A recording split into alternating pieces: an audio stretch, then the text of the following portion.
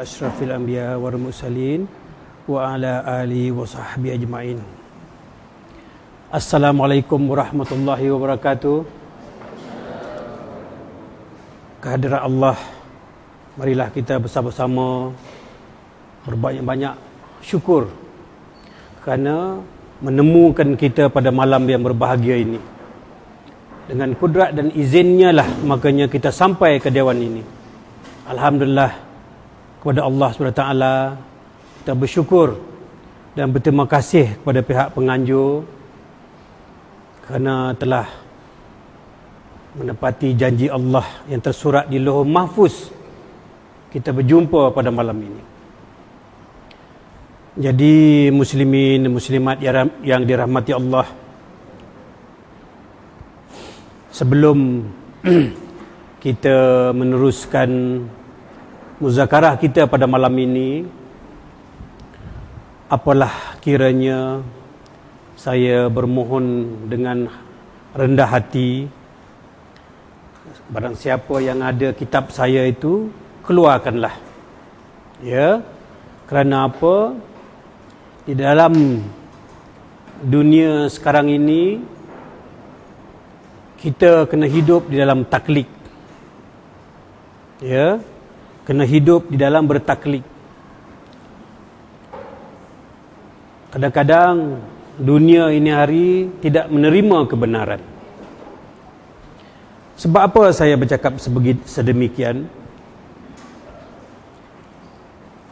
Saya adalah seorang pengarang, penulis, pengedar, pencetak, ya, kitab.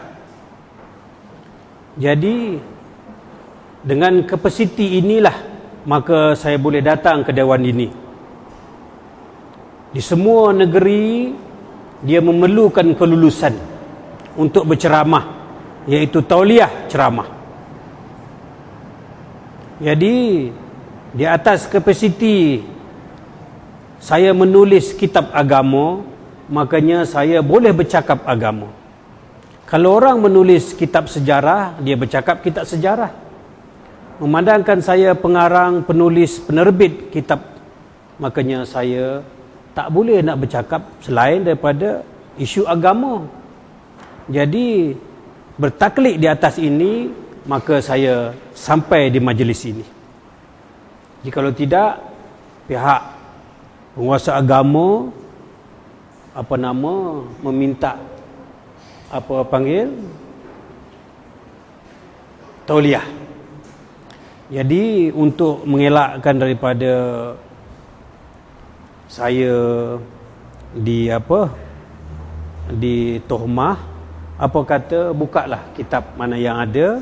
Bermakna saya datang di sini adalah bertujuan untuk memberi faham akan kitab saya. Faham, ya? Seumpamanya semasa hayat baginda Rasulullah, ada seorang jatuh sakit. Jadi dia bernazar, ya Allah, ya Tuhanku, seandainya aku sembuh penyakit ini, akan aku jual rumah aku ini dengan harga 1 dinar. Jikalau aku sembuh penyakit ini, akan aku jual rumah aku ini dengan harga 1 dinar. Sedangkan rumah dia besar. Dengan takdir Allah SWT, sembuh penyakitnya. Sebelum itu saya nak tanya, macam mana dengan speaker tuan? Apakah masih bergema? Kerana ini nak dirakam. Adinda Din, macam mana sound system? Bergema ke? Okey, boleh dengar nyata jelas, ya? Baik, kita sambung. Jadi berkebetulan dengan izin Allah sembuh penyakitnya. Setelah sembuh penyakit, datanglah rasa sayang, ya, rasa menyesal. Rumah yang besar akan dijual dengan harga 1 dinar. Lalu dia pun bertaklid, akan kujual rumah ini dengan 1 dinar, tetapi kena beli sekali dengan kucing. Harganya 9.999 dinar. Jadi 1 juta jugalah rumah itu. Jadi orang pergi menghadap baginda Rasulullah bertanya, bagaimanakah keadaan ini ya baginda Rasulullah? Rasulullah kata benar. Benar. Dia jual rumah dengan 1 dinar. Yang 9.999 dinar itu kucingnya. Kucingnya. Tetapi sesungguhnya dia boleh terlepas dunia. Sesungguhnya dia tak terlepas dari Allah SWT. Tetapi dunia jelas boleh. Dunia boleh. Ada satu cerita lagi di Kelantan sana. Ada panggil Tok Cha. Tok Cha ni maknanya Buddha punya sami. Ada orang curi lembu lalu di hadapan dia. Lalu di hadapan dia. Jadi orang bertanyalah, Tok Sami, apakah Tok Sami nampak orang lalu bawa kerbau, bawa lembu sini? Dia pun pindah tempat duduk dia. Daripada tempat duduk ini dia pindah sikit saja. Dia kata apa? Semasa saya duduk sini saya tak nampak. Dia pindah sikit tempat duduk dia. Semasa saya duduk sini saya tak nampak lembu, dia kata. Betul lah. Lembu dah terlepas. Jadi itu maknanya taklid. Jadi dalam isu saya ini, saya bukan bertaklid. Saya memang pengarang dan pencetak, pengedar, penulis kitab. Makanya saya layak untuk memberi penerangan kitab saya. Jadi seandainya ada, keluarkan. Seandainya tidak ada, apalah salahnya kita membeli kitab saya sambil-sambil menderma, ya, sambil-sambil balik kita boleh bawa apa, buat panduan, ya, buat pedoman dan jadikan harta kepada anak cucu kita. Ya, jikalau tidak beli pun ambil pinjam, pegang.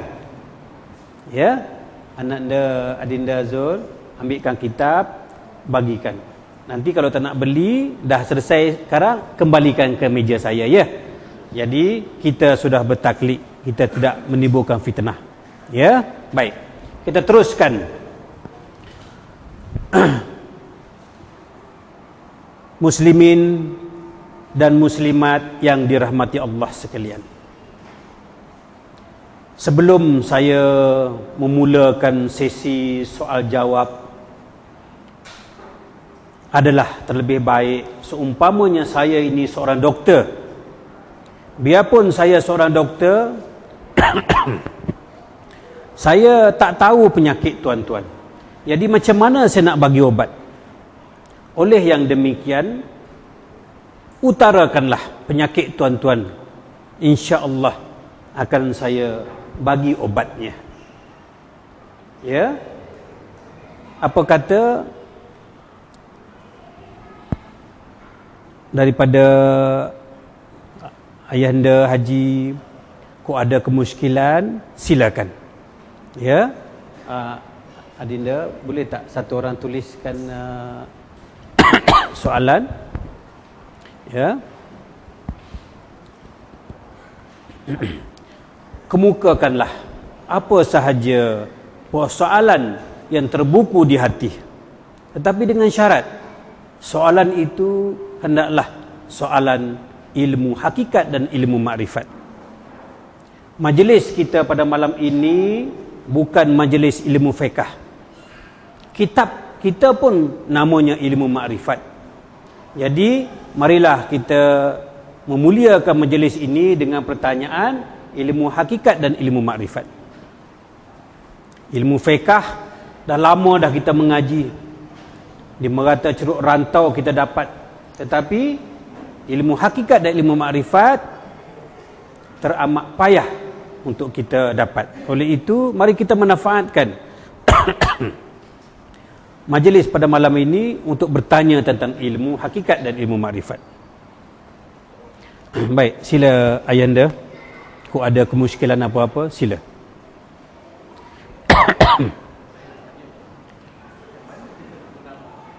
Macam mana nak mengenal Allah? Alhamdulillah, soalan yang begitu baik.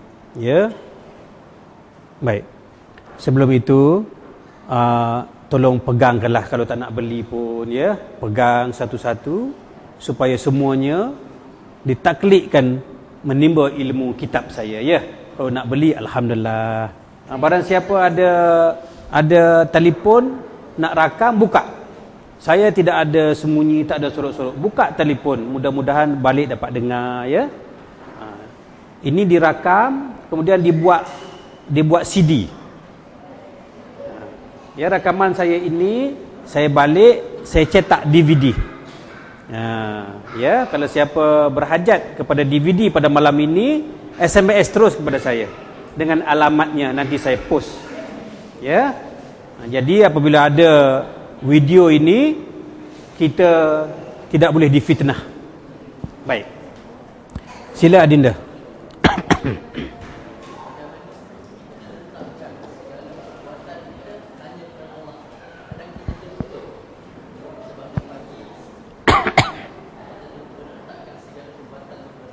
Baik, terima kasih Adinda. Adinda, kita bertanya, bagaimanakah nak letak perbuatan kita itu kerana Allah? Kadang-kadang kita terlupa. Bagaimanakah nak letakkan perbuatan kita itu biar sampai perbuatan itu kerana Allah? Alhamdulillah. Jikalau ada, ya. Tak ada, ya.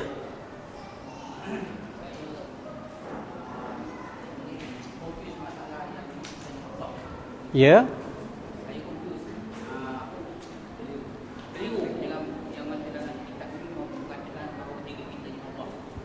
Mana ada diri kita Allah? Cuba tunjuk muka surat kepada saya.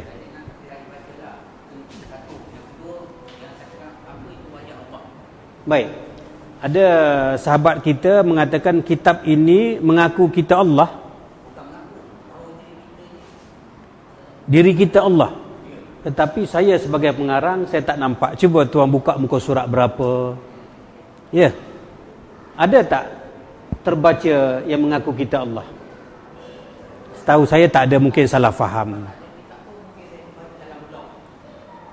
Dalam blog pun saya tidak pernah menulis kita Allah. Mungkin tersalah faham, ya. Mana mungkin kita mengaku kita Allah. Tapi soalan kedua, nak melihat wajah Allah. Baik. Itu soalan yang benar. Bagaimanakah caranya kita nak melihat wajah Allah? Fa aina ma tuwallu fasama wajhullah. Mana saja kamu hadapkan wajahmu, di situ wajah Allah. Kenapa kita tak nampak? Terang matahari, terang lagi Allah. Dekat mata putih, mata hitam, dekat lagi Allah. Kenapa tuan-tuan tak nampak Allah? Sedangkan Allah tidak ada hijab, tidak ada dinding. Kenapa tak nampak? Kenapa tak nampak? Terima kasih. Soalan yang begitu baik. Tetapi soalan yang menyata Allah itu, saya teramat sesal. Ya, tidak mengapa, ya. Nanti baca balik. Ya, anak anda.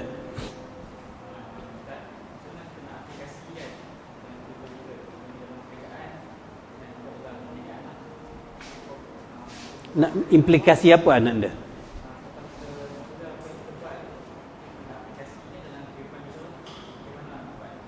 Nak implikasi apa? Ilmu ini. Oh ya, saya faham. Baik. Macam manakah? Terima kasih anak anda. Kita dah belajar ilmu hakikat, kita dah belajar ilmu makrifat. Kemana penghujungnya ilmu makrifat? Kemana berhentinya ilmu makrifat? Bagaimana nak kita realisasikan, terjemahkan ke dalam kehidupan harian, ya? Alhamdulillah. Baik. Ya, anak anda. Kalau ada, ya.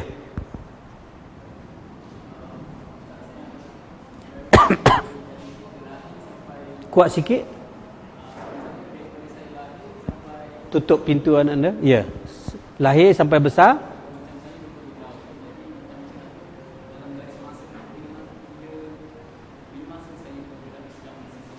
Tak dengar anda, cuba kuat sikit. Tak apa. Tak usah malu-malu, ya.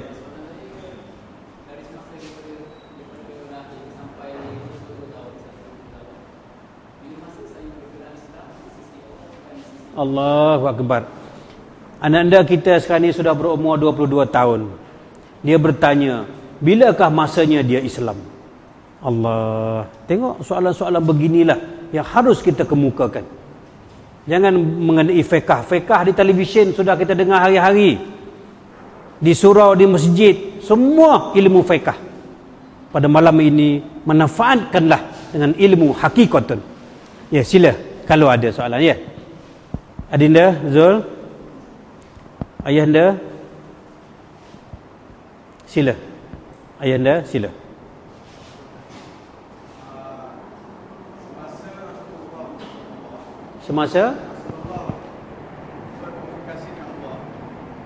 Semasa Isra Mi'raj.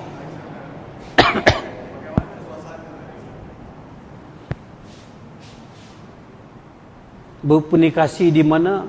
Di langit ketujuh ke di mana? Allahu Akbar. Tak apa, tanya tak apa, ya. Bermula dari ya, anak anda. Ya. Tugas khalifah, alhamdulillah. Ya, lagi? Ya, sila. Ainul Yakin, ya, terima kasih. Ya, ayahanda.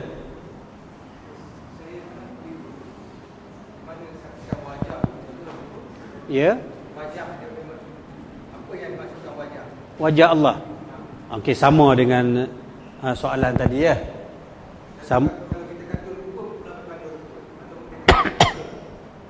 Apa beza wajah dengan rupa? Ya. Apa beza wajah, muka, rupa? Allah Akbar. Ya. Tak ada, ya. Waalaikumsalam. Bertaubat. Sebenar-benar bertaubat, ya. Apa nama kameraman? Tak ada, ya. Waalaikumsalam.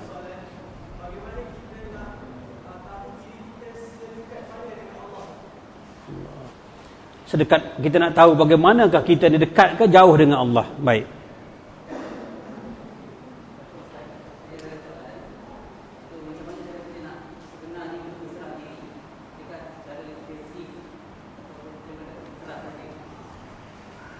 Kaedah-kaedah berserah diri, ya. Baik, teruskan.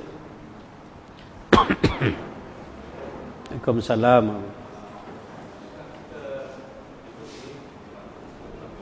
Ya. Berlakon. Allahu Akbar. Baik. Apakah kehidupan kita ini hanya berlakon saja? Cantik soalan itu, ya. Waalaikumsalam.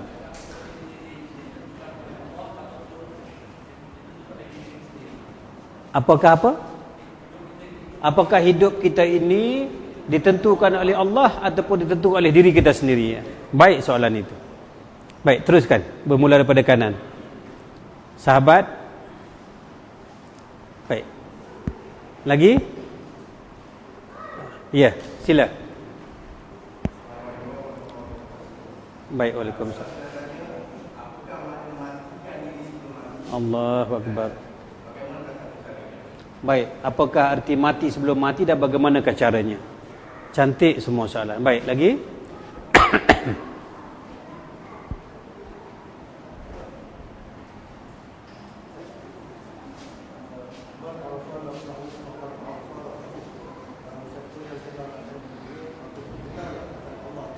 Benar.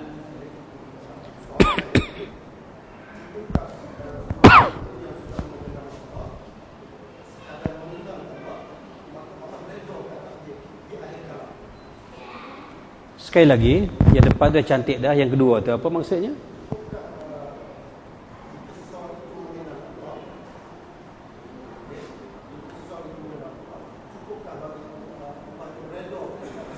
Faham. Cukupkah orang yang mengenal Allah untuk mendapat keredaan Allah? Cantik. Apakah Allah reda setelah kita mengenal? Ataupun ada lagi? Alhamdulillah, cantik. Terima kasih, Nada, ya. Baik, yang muslimat apa ni, muslimin dah habis, ya? Sudah. Ayahanda belakang. Baik, pindah kepada muslimah. Kita depan dulu, ya. Ya. Ya, lah. Ikhlas. Baik. Terima kasih. Dah, sila.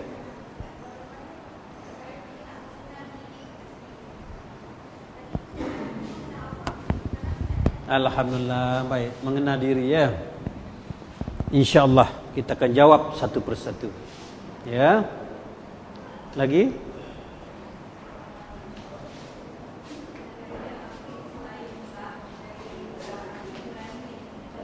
Baik. Air mutlak. Air. Kalau tak ada tak apa. Ya.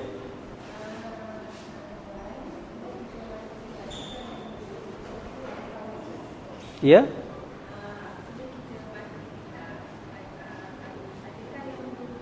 Menjemput masa kita mati, adakah wajah kita datang menjemput? Ya, baik-baik. Ya. Apakah rasa seseorang setelah mengenal Allah? Penghujung apakah? Ya, rasanya macam mana ya? Allah cantik. Ya, daripada kiri. Belajar mengenal Allah, tak tahu rasa macam mana ya.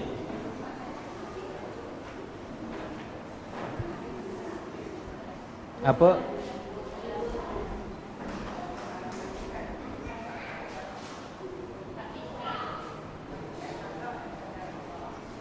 Kadar-kadar Allah.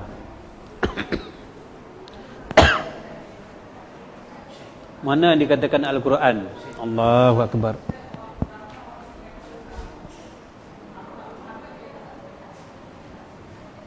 Ha?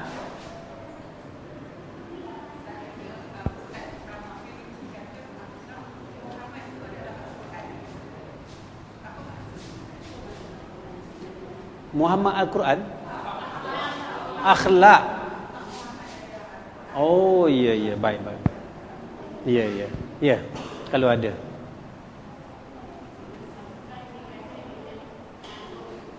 Ha? Ruh. Apakah ruh? Apakah dikatakan ruh? Ya Allah, hebat-hebatnya. Kalau kita tidak datang beramai-ramai, kita tak tahu. Bila datang ramai, ini sikit ya. Sila ibunda. Waalaikumsalam.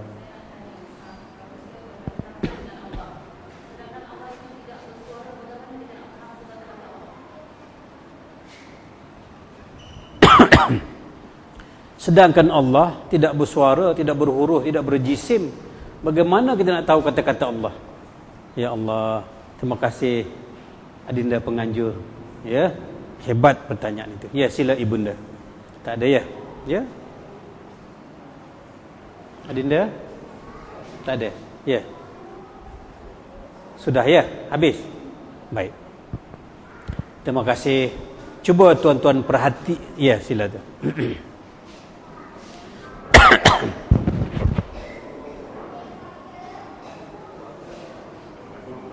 Waalaikumsalam warahmatullahi.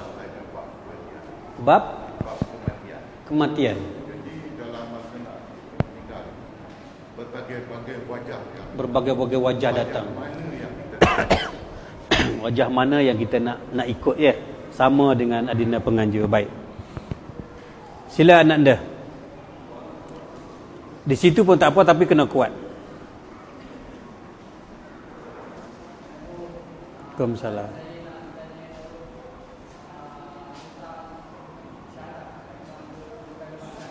Dua kalimah syahadah.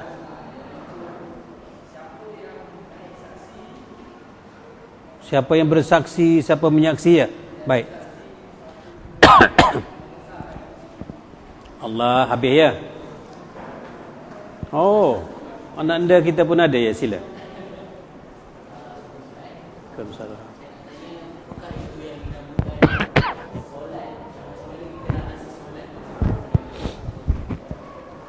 Baik, apa dia kata solat ya? Berapa soalan? 39 soalan. Ya? 29, baik. Muslimin, muslimat yang dirahmati Allah. Saya bermohon dengan rendah diri, jangan sesiapa pun bercakap. Ya, marilah kita manfaatkan majlis ini sebaik mungkin ya. Baik, dengar supaya tidak terkeliru dan supaya tidak menimbul fitnah. Ya. Jikalaupun timbul fitnah, saya sudah sediakan rakaman. Ya. Itu maka setiap ceramah, setiap saya hadir mesti saya bawa video. Ya, kerana ilmu ini bukan ilmu akal. Ilmu yang kita hadir pada malam ini adalah ilmu rohani. Ilmu rohani bukan ilmu akal, iaitu ilmu rasa. Pada malam ini kita akan belajar ilmu rasa. Ilmu rasa ini tidak kita dapati di Universiti Azhar. Kita tidak dapati di Jordan. Tetapi di manakah ilmu rohani ini? Ilmu rohani ini sekolahnya, universitinya di kalbu mukmin.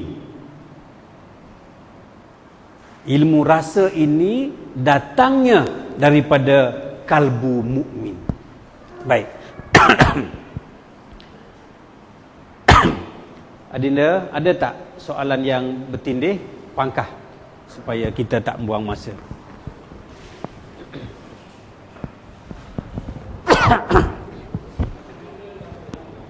Ya, baik. Alhamdulillah, soalan pertama pun sudah begitu hebat. Ya, sesuai dengan pendapat ulama-ulama terdahulu yang mengatakan awwaluddin ma'rifatullah. Awal-awal ilmu yang paling mula-mula itu ilmu apa? Awwaluddin ma'rifatullah. Ilmu yang pertama itu iaitu ilmu mengenal Allah. Awal beragama, awal berilmu itu pelajaran mengenal Allah Subhanahu wa taala. Apakah tuan-tuan selama hidup ini belum pernah mengenal Allah? Seandainya kita belum pernah mengenal Allah, apalah artinya solat? Apalah artinya syahadah dan rukun Islam, rukun iman yang seterusnya? Cuba renungkan sekejap. Macam ananda kita, dia sekarang sudah 22 tahun umur.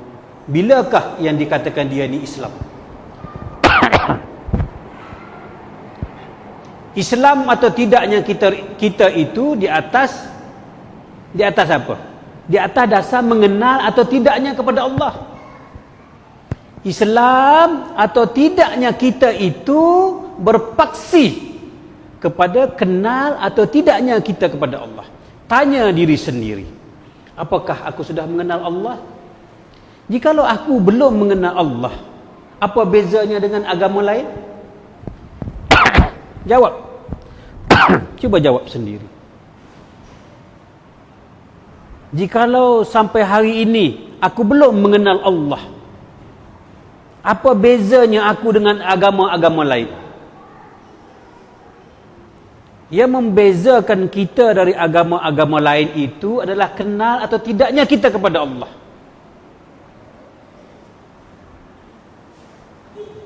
Kalau orang kata kita ni belum Islam, oh kita marah, kita rasa kecil hati.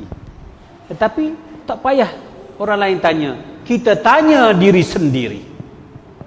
Jikalau kita tidak mengenal Allah, kepada siapa yang kita sembah semasa bersolat? Cuba. Kepada siapa yang kita sembah semasa bersolat? Semua orang boleh jawab, sembah Allah. Allahu Akbar. Tuan-tuan sebut itu namanya Allah. Mana tuan yang ampunya nama? Mana tuan yang ampunya nama? Yang tuan-tuan sebut Allah itu sebutan mulut. Allah bukan seperti suara bibir mulut. Allah bukan seperti tulisan. Allah tidak berhuruf. Ya? Allah tidak berhuruf, Allah tidak bersuara, Allah tidak berjirim, dan Allah tidak berjisim.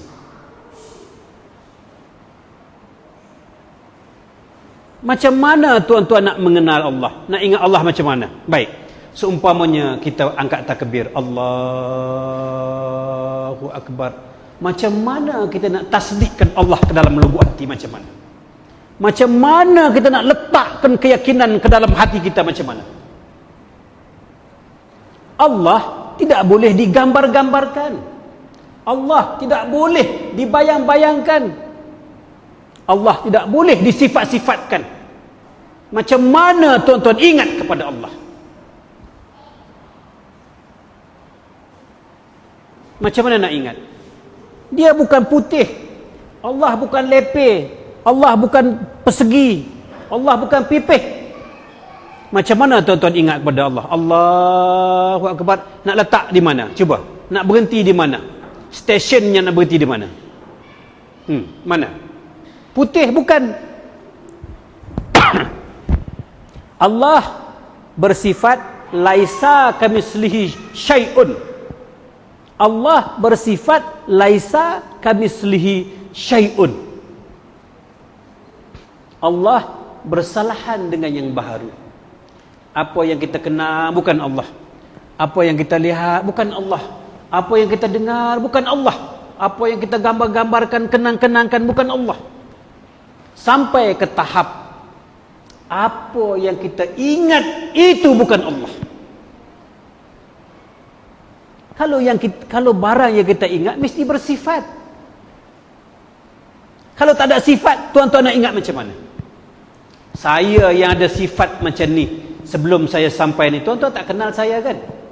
Ini saya yang bersifat, tuan-tuan tak kenal saya. Apalagi Allah yang tidak bersifat. Macam mana tuan-tuan nak ingat? Ini kaedah pengajian ilmu hakikatun.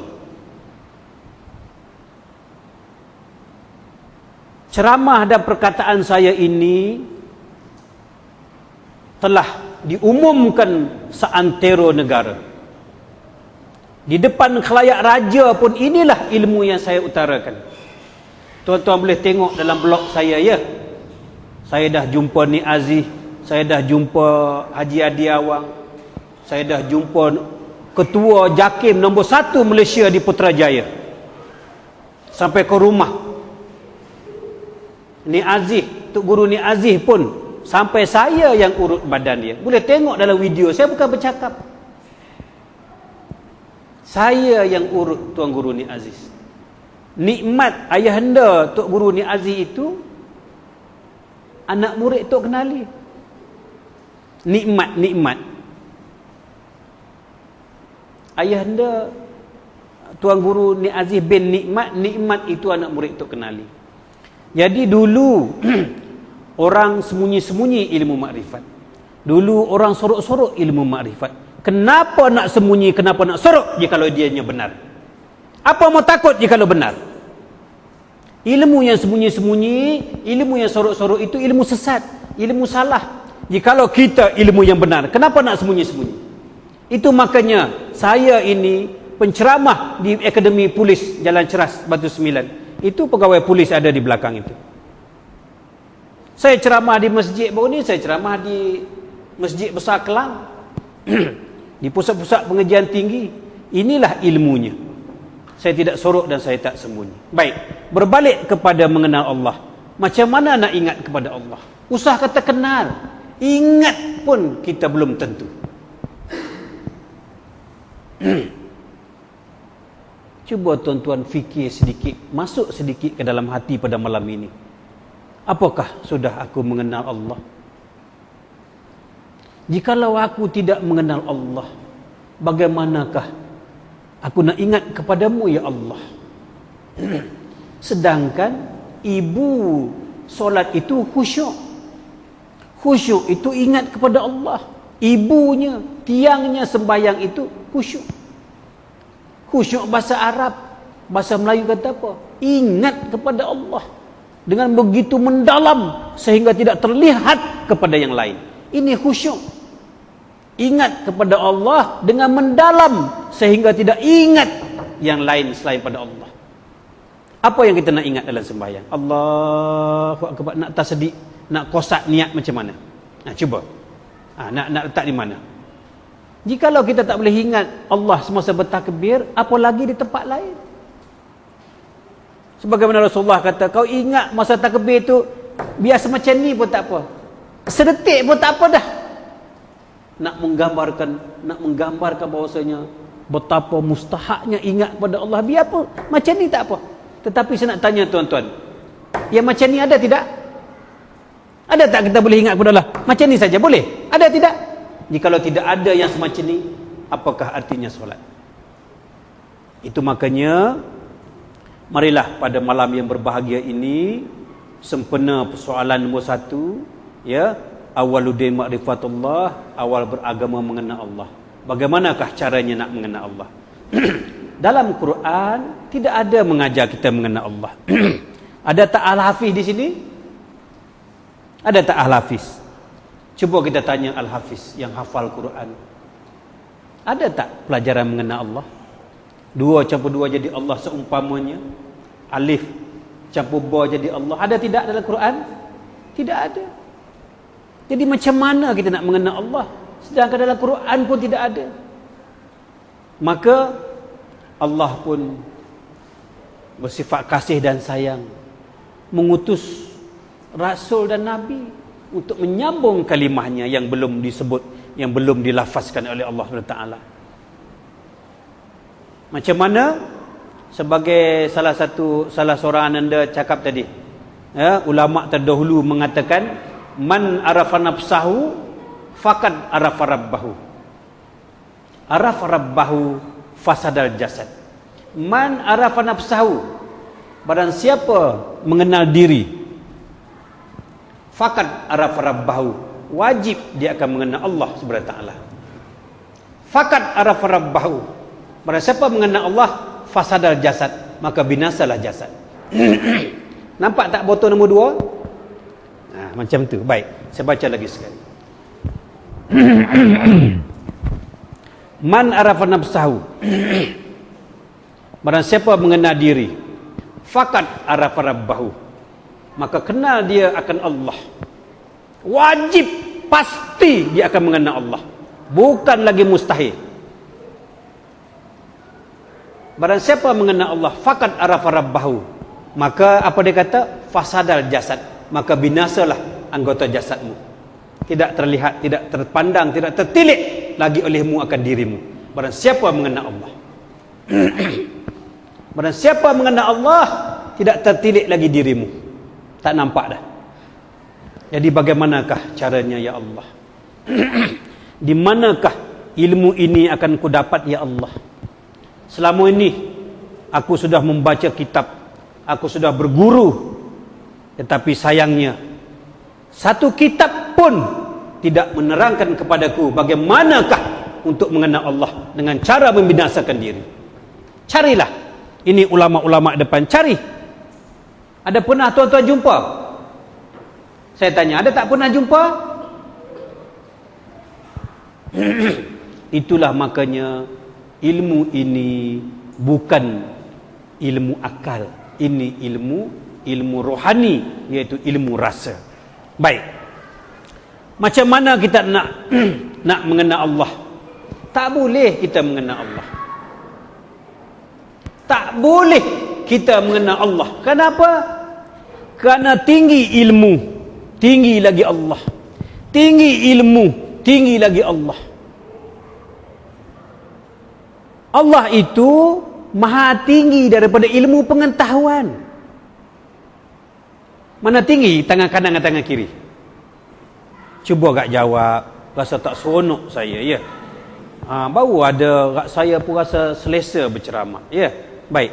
Mana tinggi tangan kanan dengan tangan kiri? Bermaknanya sampai bila pun ilmu pengetahuan tidak akan sampai ke tahap Allah.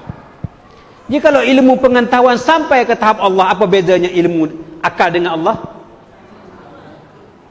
Layakkah Allah sama dengan akal pengetahuan? Tidak layak. Makanya ilmu pengetahuan tidak akan sampai ke tahap mengenal Allah. Itu makanya tidak ada dalam Quran. Allah itu maha tinggi daripada ilmu pengetahuan. Sampai tidak? Tidak. Makanya bagaimanakah caranya untuk mengenal Allah? Dengan akal tak boleh, apalagi dengan anggota lain. Tetapi Allah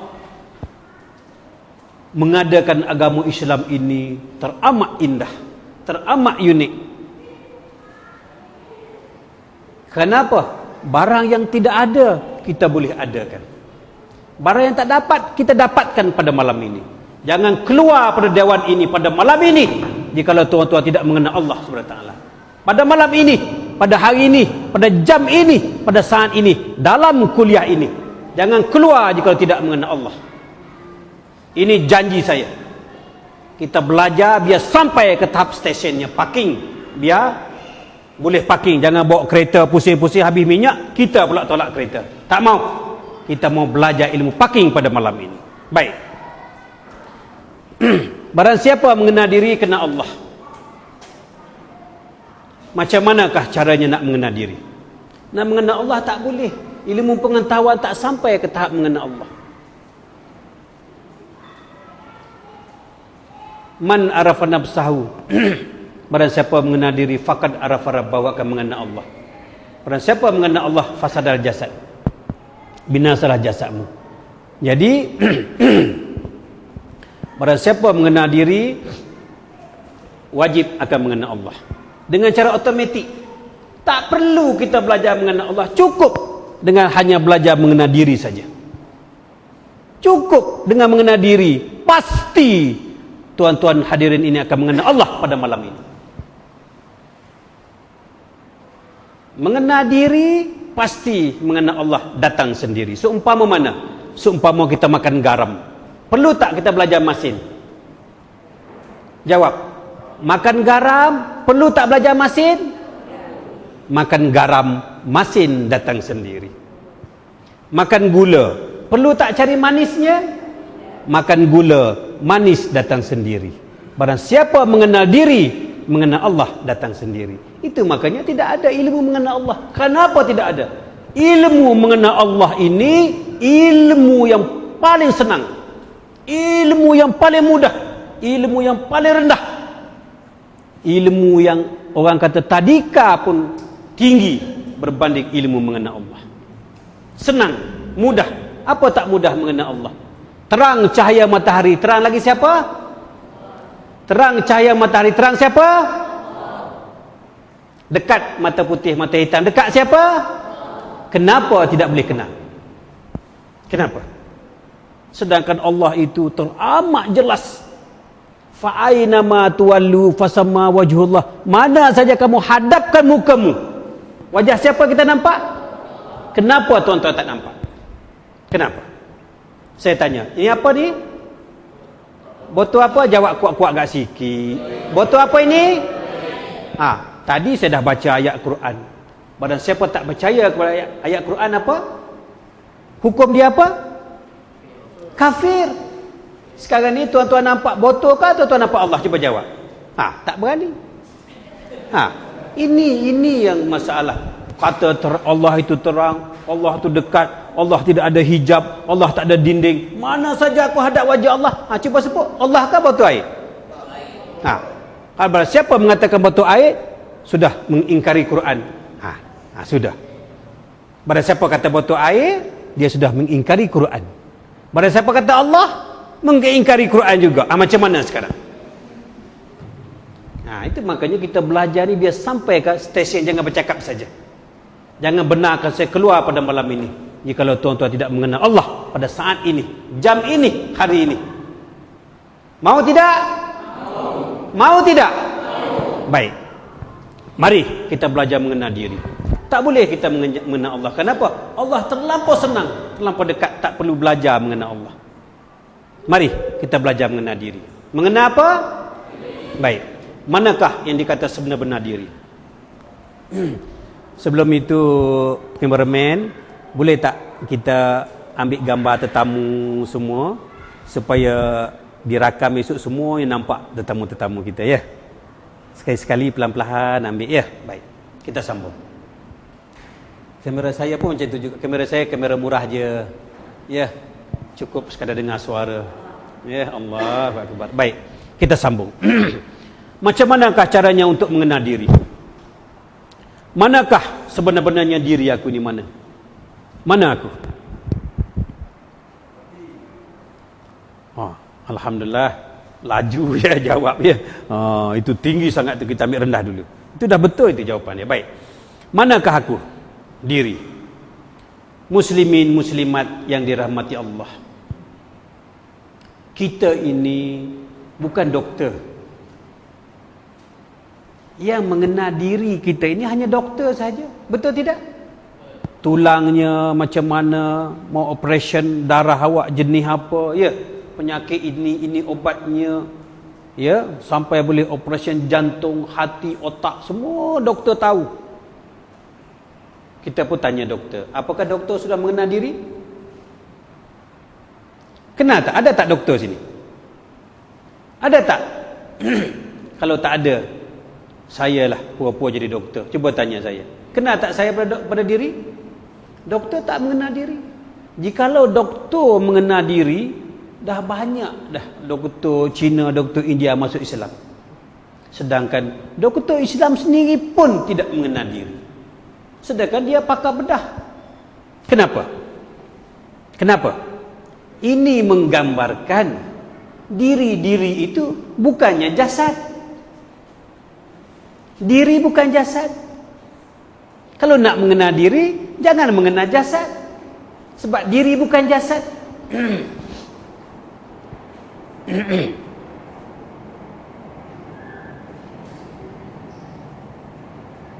Doktor tak boleh mengenal jasad.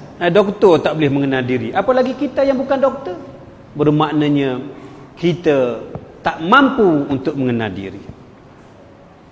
Tak mampu untuk mengenal diri. Kalau mampu, buktikan kepada saya, mana diri tuan-tuan? Mana? Cuba tunjuk. Cuba tunjuk mana? Kalau tuan-tuan tak boleh tunjuk, mana kita tak tahu. Makanya, mana air satu lagi, Adinda? Saya nak buat contoh je, baik.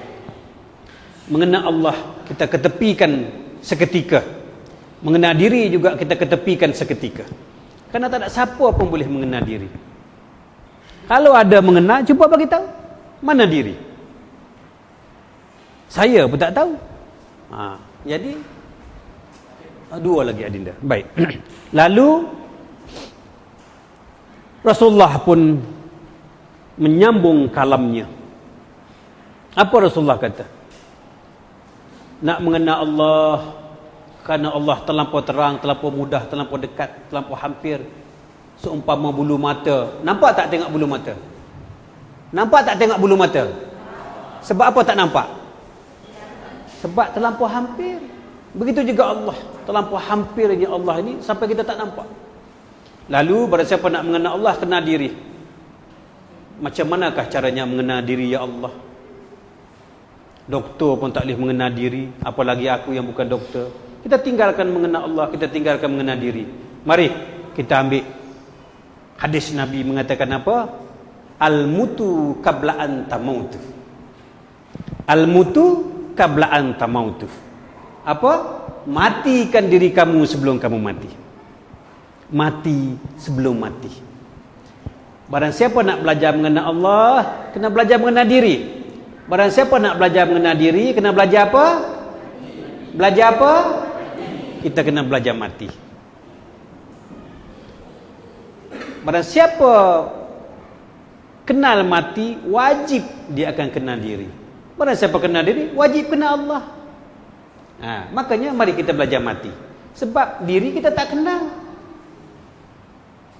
Mari kita belajar mati. Sebab Rasulullah kata, al-mutu qabla an tamautu. Matikan diri kamu sebelum mati, baru kamu mengenal diri.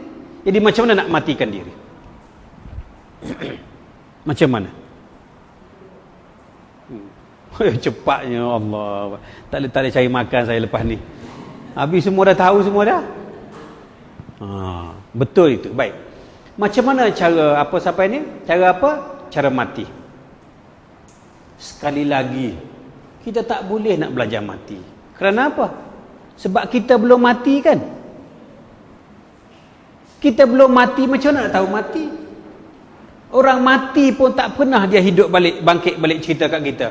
Ada tak orang mati hidup balik cerita? Tak ada. Jadi macam mana tuan-tuan nak belajar mati? Sampai ke satu tahap ilmu tarikat apa, dia cuba menghayati mati dengan beli kain kapan, dengan bungkusnya, betul-betul bungkus. Cuma dia berlubang tempat hidung saja. bungkus betul. Sampai ke tahap tanam di liang lahat. Ada sampai tarekat semacam itu. Inginnya dia menghayati mati. Tapi dah buka kain kapat, hidup balik. Tak berkesan cara itu. Itu cara yang tidak boleh memberi manfaat yang panjang. Lalu macam manakah caranya kita nak belajar mati? Kita pergi rumah orang mati menangis. Habis 2 hari suami menangis. Ada tak menangis sampai 1 minggu? Kalau suami mati? Tak ada. Kalau isteri mati, ada tak menangis sampai 3-4 hari? Tak ada.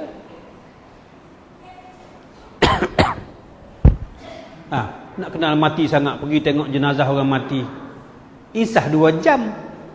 Lepas 2 jam tak ada dah. Hilang dah mati. Ikut jenazah, Rasulullah kata ikutlah. Jenazah orang mati kan supaya insah 2 jam je. Terutama mak rempit tengok aksiden 2 jam je dia insah. Lepas 2 jam lagi laju dia hantam. Bermaknanya kita tak boleh nak belajar mati. Tak ada cara. Pergi tengok jenazah pun tak reti. Tengok doktor, dia dia operation mayat, betul kan? Dia kena tak mati? Doktor yang belah mayat pun tidak tahu arti mati. Macam mana kita yang bukan doktor? Lagi sekali kita tak boleh nak belajar mati. Baik, nak mengenal Allah kan? Saya tanya, nak mengenal Allah tidak? Baik, teruskan. Barang siapa tidak boleh mengenal mati, mari kita belajar mengenal tidur. Kenapa? Tidur itu saudaranya mati. Tidur itu kembarnya mati. Tidur itu adik-beradik mati. Jadi adik-beradik ni kalau nama lain bin sama, tak lari jauh. Ada nama Yusuf, nama Minah, tapi bin tetap sama. Bermaknanya benda adik-beradik ni, saudara ni. Baik. Jadi kita pun mengenal apa? Mengenal tidur. Kalau mati kita belum pernah mati. Kalau tidur, pernah tak kita tidur? Pernah tak tidur? Baik. Kita mesti tahu mengenai tidur. Apa arti tidur? Tidur ini muslimin muslimat mengajar kita berserah diri kepada Allah. Potong adinda tajuk berserah diri. Saya akan jawab serentak. Baik. Macam manakah caranya nak berserah diri kepada Allah? Ya. Macam mana cara nak berserah diri? Tangan kita ini nak serah kepada Allah macam mana? Ya Allah, Tuhanku, ambillah tanganku ini ya Allah. Allah dia buat apa tangan kau? Allah Maha berkuasa, tak perlu tangan kau lah. Tak cukup panjang lagi tangan aku. Nak tangan kau. Allah tak naklah tangan kau. Nak serah di mana? Nak potong buang terus kudung.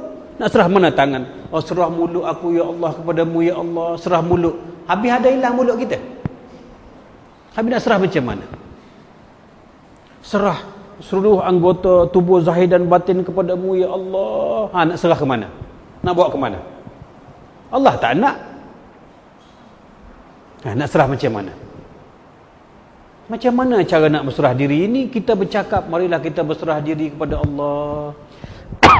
Marilah kita berserah diri kepada Allah. Nak serah macam mana diri? Nak potong-potong kerat? Bukan berserah tu. Anjing ada mari makan, betul tak? Kalau Allah tak mari ambil tangan kita, potong tangan, buang, serah kepada Allah, tak datang dia. Kalau anjing datang, gonggong. Jadi macam mana cara nak berserah diri kepada Allah? Kiranya macam mana? Itu makanya kita menginsafi tidur. Macam mana tidur? Semasa kita tidur, inilah cara kaedah kita berserah diri. Ambil contoh tidur. Dalam tidur, harta yang menimbun dalam bank sana, ada lagi kita fikir? Ada kita kisah? Ada kita ingat? Artinya kita serah duit bank kepada Allah dalam tidur. Rumah, banglo yang kita baru buat ini, beratus juta, dalam tidur ada kita ingat?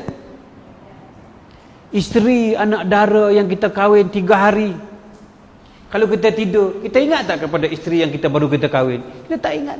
Beli kereta besar, kita tidur ada tak kita ingat? Orang datang nak sembelih kita. Ada kita ingat? Ada tak kita ingat nama kita dalam tidur? Ada tak kita ingat diri kita dalam tidur? Begitulah. Tidur ini mengajar kita berserah diri secara total kepada Allah Subhanahu Wa Taala. Tidur itu mengajar kita berserah diri secara mutlak kepada Allah Subhanahu Wa Taala. Belajarlah daripada tidur. Macam mana tidur? Akal ada. Boleh guna tak? Kata kita selalu kena tindih di hantu. Ya, panggil isteri, habis suara. Isteri sebelah pun tak dengar. Isteri sebelah ni, kenapa aku panggil tak dengar? Mu bila mu panggil? Isteri mu bila mu panggil aku? Isteri pun tak dengar. Menunjukkan bahawasanya telah kuserah suara kepada Allah. Serah tenaga dulunya aku angkat berat. Semalam aku dapat Johan angkat berat. Masa tidur boleh tak aku angkat? Bermakna tidur artinya berserah diri kepada Allah secara mutlak, secara total. Jadi apabila kita faham arti tidur itu berserah diri, apabila kita buka mata, bila kita buka mata, anggaplah, insaflah, sesungguhnya kita dalam berkeadaan tidur. Apa sebab? Sebab masa tidur boleh tak kita menunjukkan gagahnya? Masa tidur boleh tak kita menunjukkan kemerduan suara? Tak boleh. Berartinya di sini segala kekuatan kita, segala pandangan kita, segala pendengaran kita itu hak Allah, bukan hak kita.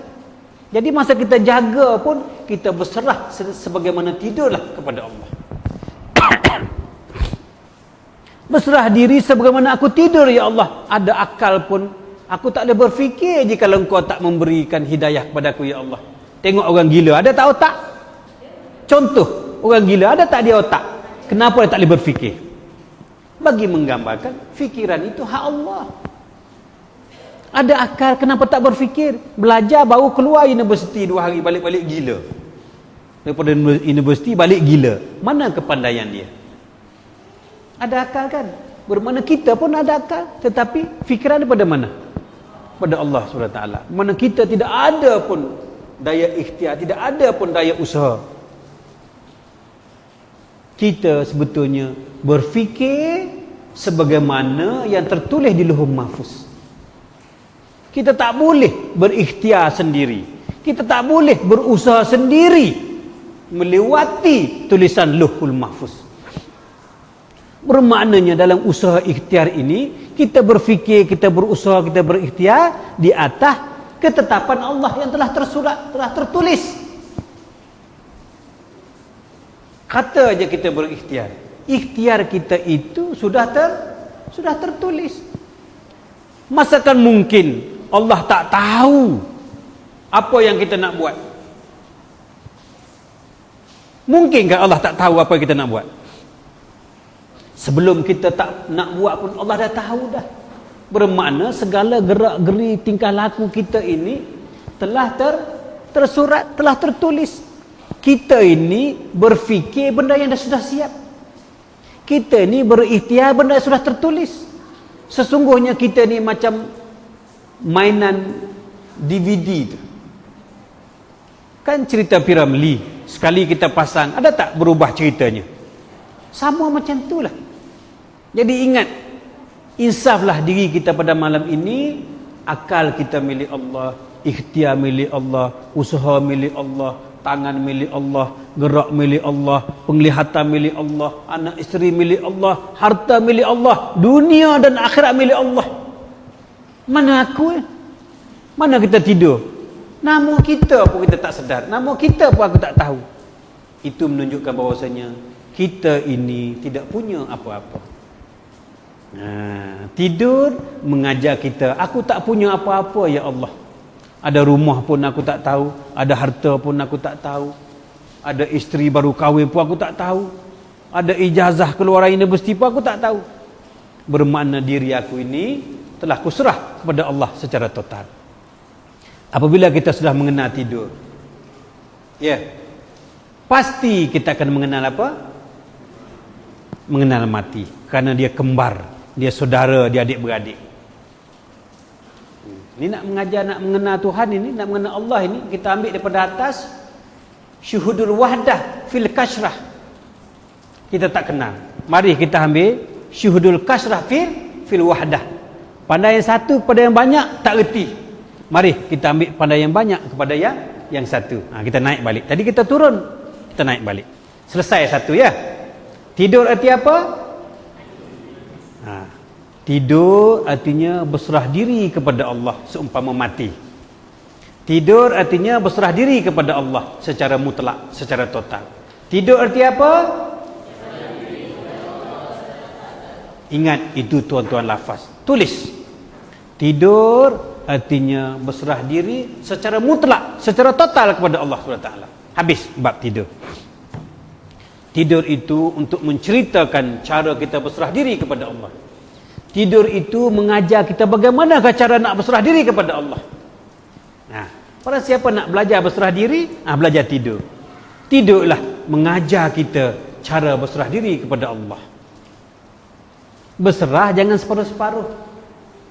Berserah secara total, secara mutlak. Jangan sampai seurat romo pun tertinggal. Serah segala-gala kepada Allah. Habis bab tidur. Baik. Mari kita mengenal mati. Apa pengajaran mati?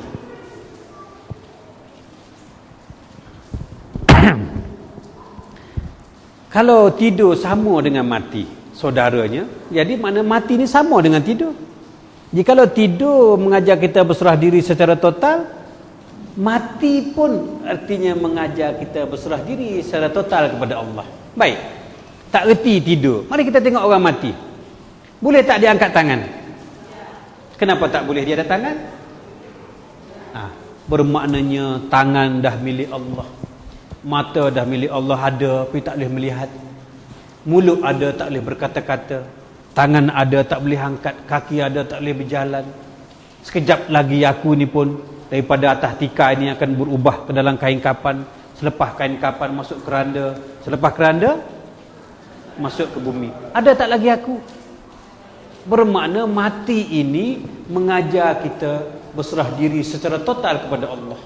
Ya Allah, ya Tuhanku, kerinduannya aku untuk balik ke kampung asalku, ya Allah.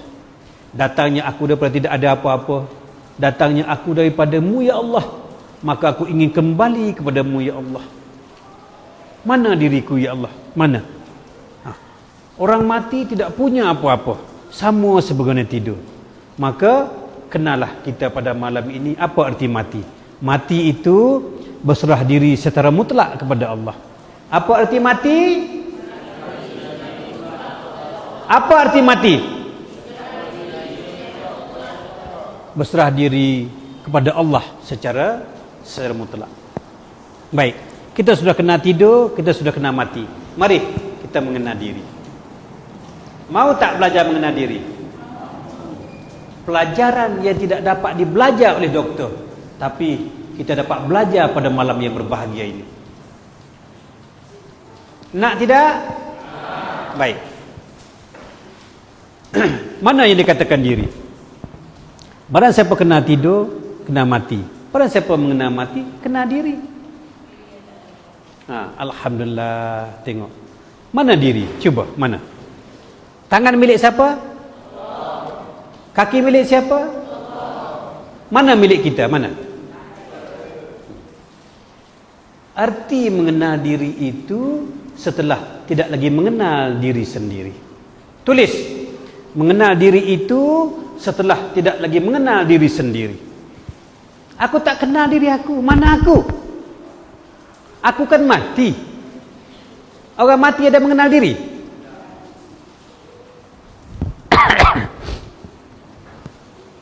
Baik.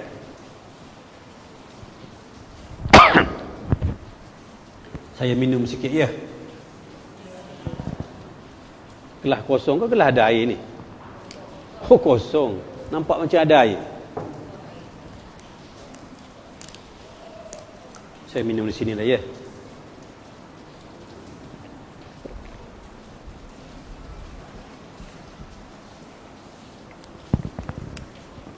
Baik, sampai mana tadi?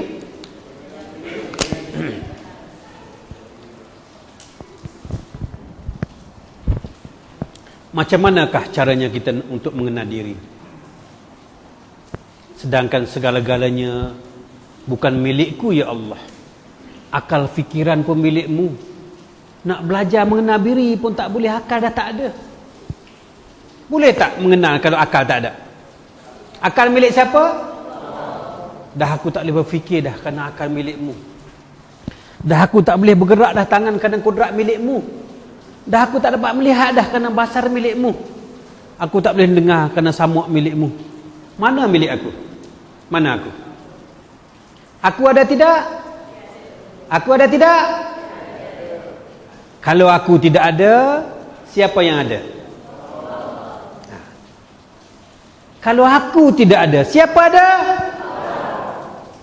Macam mana tuan-tuan tak boleh nampak, tak boleh pandang, tak boleh lihat, tak boleh tilik pada Allah SWT? Macam mana tak boleh tilik? Sedangkan aku tidak ada. Apabila aku tidak ada, siapa yang ada? Macam mana untuk melihat Allah ada? Macam ni. Semasa tuan-tuan bangun pagi, buka mata nak mencari Allah. Mana Allah?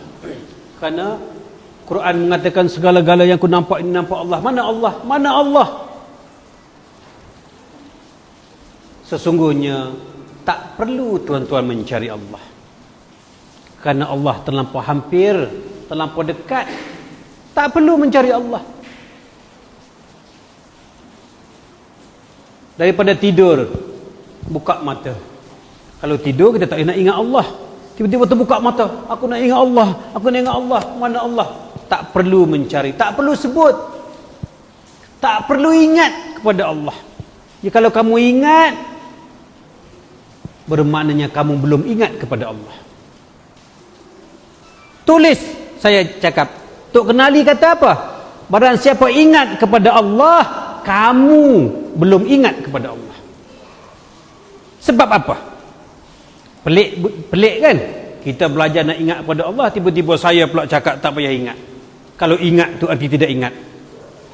Baik, saya bagi petunjuknya. Tuan-tuan daripada rumah nak ke pejabat. Daripada rumah nak ke mana? Nak ke pejabat. Mula-mula bekerja. Ya, saya pun sesat cari tadi 3-4 pusing, 3-4 kali pusing.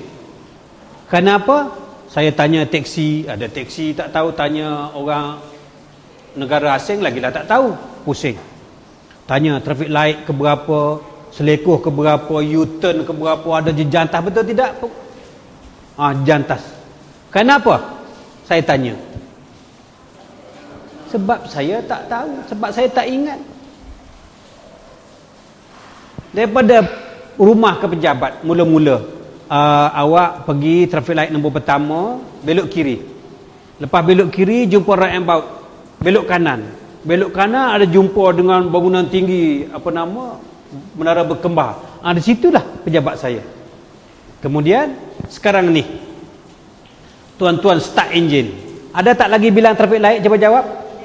Ada tak bilang lagi selekoh? Kenapa tak bilang? Sebab kenal. Tak payah ingat traffic light, tak payah ingat roundabout, tak payah ingat selekoh-selekoh. Kenapa tak payah ingat? Sebab mengenal. Kerana tak kenal lah, maka tuan-tuan tak ingat. Begitu juga kepada Allah. Kalau dia ingat lagi, mana tuan-tuan belum ingat kepada Allah.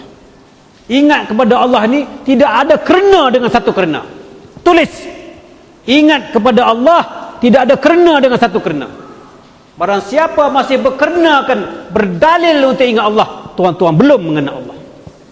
Allah tu begitu hampir, begitu hebat, begitu agung, begitu terang. Kenapa nak mencari dalil untuk ingat kepada Allah? Kenapa? Kerana tuan-tuan tidak mengenal. Cuba kenal. Daripada rumah ke pejabat, start engine. Tahu-tahu sampai. Tahu-tahu apa? Sampai kenapa? Kerana aku sudah mengenal. Kalau orang tak kenal, nak ingat traffic light, nak ingat roundabout, nak ingat ini. Begitu juga Allah. Sampai ke tahap Tok Kenali kata, tak perlu kamu ingat kepada Allah.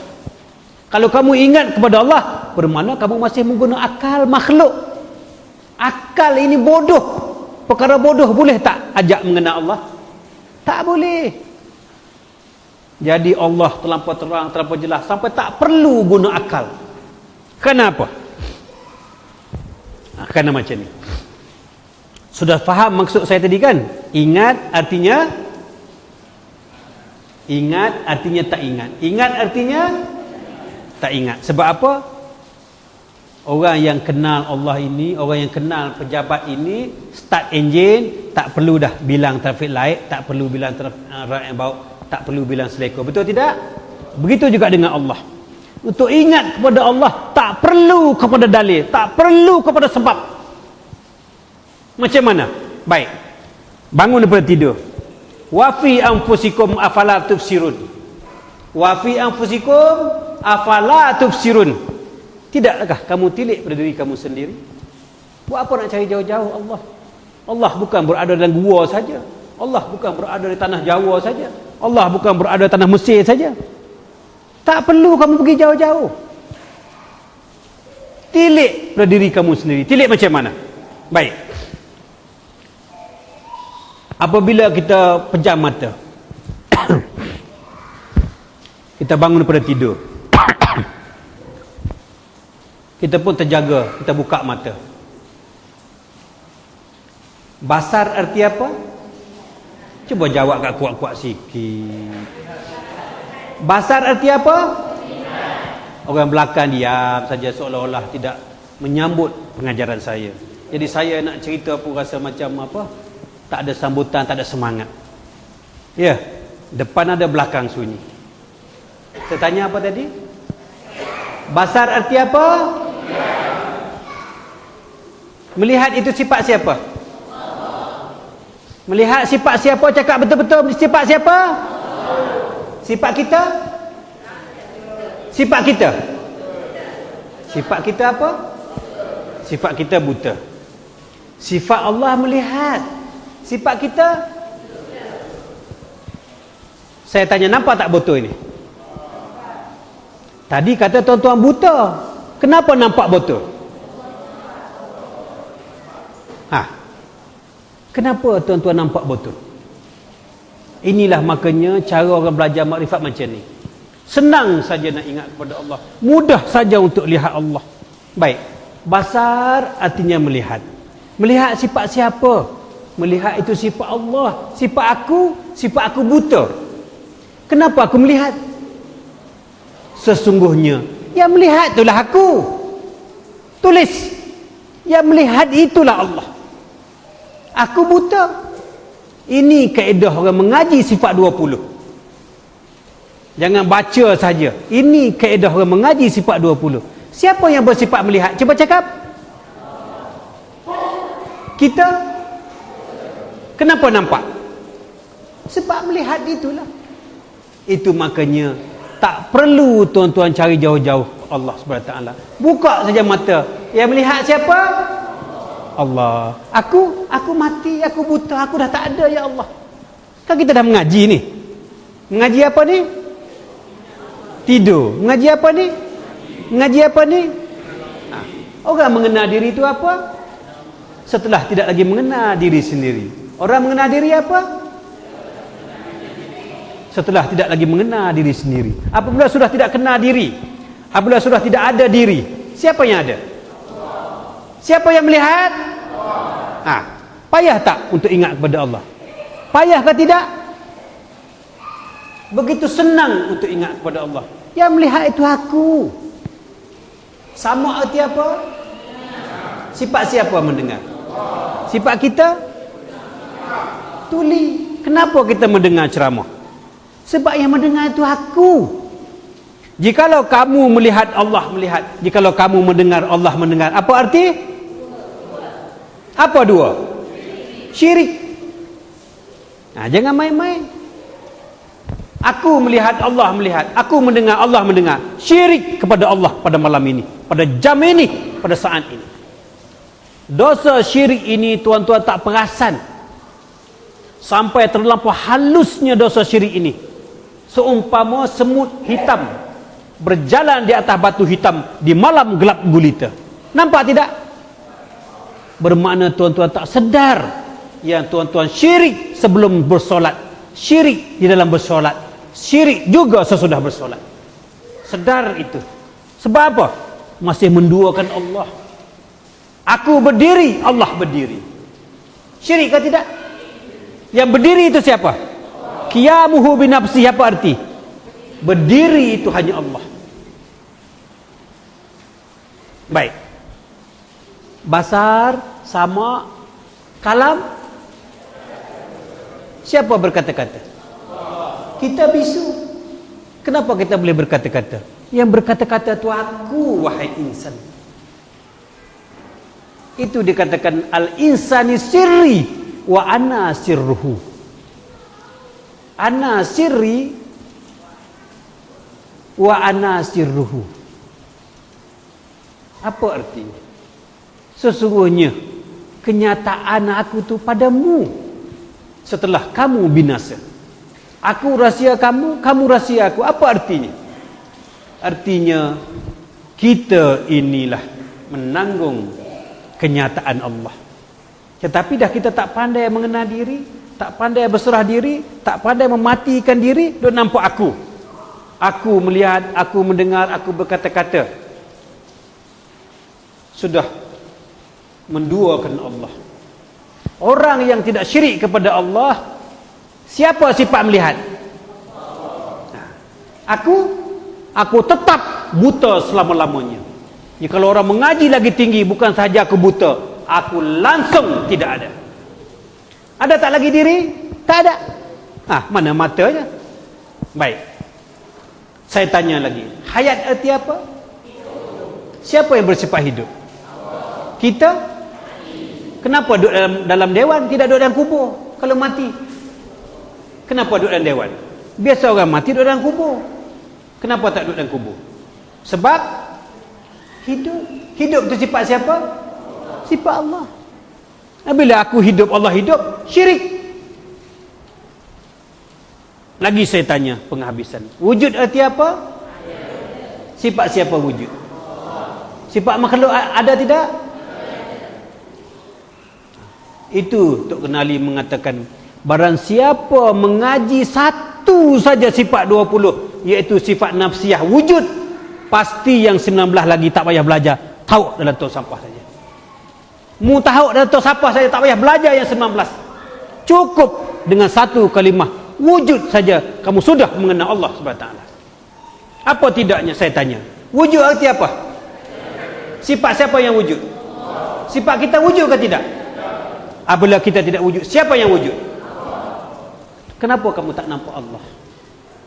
Melihat itu aku, mendengar itu aku, berkata-kata itu aku, yang hidup itu aku, yang ada itu aku, yang berilmu itu aku.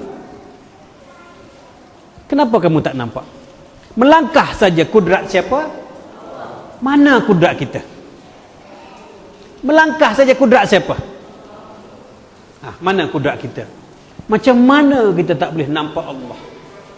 Itu makanya saya ulang lagi sekali, Allah itu terlampau terang, terlampau dekat, terlampau jelas, terlampau nyata. Tidak ada hijab, tidak ada dinding, tidak ada tembok. Kenapa tak nampak? Sebab belum matikan diri. Sekarang ni kita sudah belajar mati. Aku tidak ada. Aku apa? Aku tidak ada. Bila aku tidak ada, siapa yang ada? Allah. Tangan Allah, mata Allah, semua Allah. Tapi ingat, tuan yang baju merah, apabila semuanya Allah, tak boleh mengata aku Allah. Tak ada pernah saya mengajar aku Allah. Sebab apa? Jikalau kita tak ada, boleh tak lagi kata aku? Jikalau orang mengatakan aku Allah, orang yang belum berserah diri kepada Allah, orang yang belum belajar tahap mengenal diri. Orang yang belajar mengenal diri, ada tak lagi aku? Tak ada. Apabila tidak ada aku, boleh kata aku Allah? Tak boleh. Yang ada siapa? Mana ada diri lagi? Mana ada aku lagi? Kalau ada aku, ada Allah, berapa wujud? Syirik. Ini makanya baca cara pelan-pelan, ya. Baca teliti, tapi tak apa, ya. Sebab itu kefahaman, ya. Sila telefon saya. Kalau ada masalah, telefon. Ya, supaya tidak timbul fitnah. Aku tidak ada, macam mana nak kata aku Allah? Tak boleh. Jadi melihat Allah, berkata-kata Allah, mendengar Allah, bergerak Allah, Allah, Allah, Allah, Allah. Betul tak kita mentauhidkan Allah? Baru kita mengesahkan Allah. Inilah dikatakan awwaluddin ma'rifatullah. Awal beragama itu mengenal Allah. Itu makanya yang dikatakan ilmu makrifat, ilmu ini ilmu yang paling mudah. Tengok baginda Rasulullah daripada kota Mekah ke kota Madinah.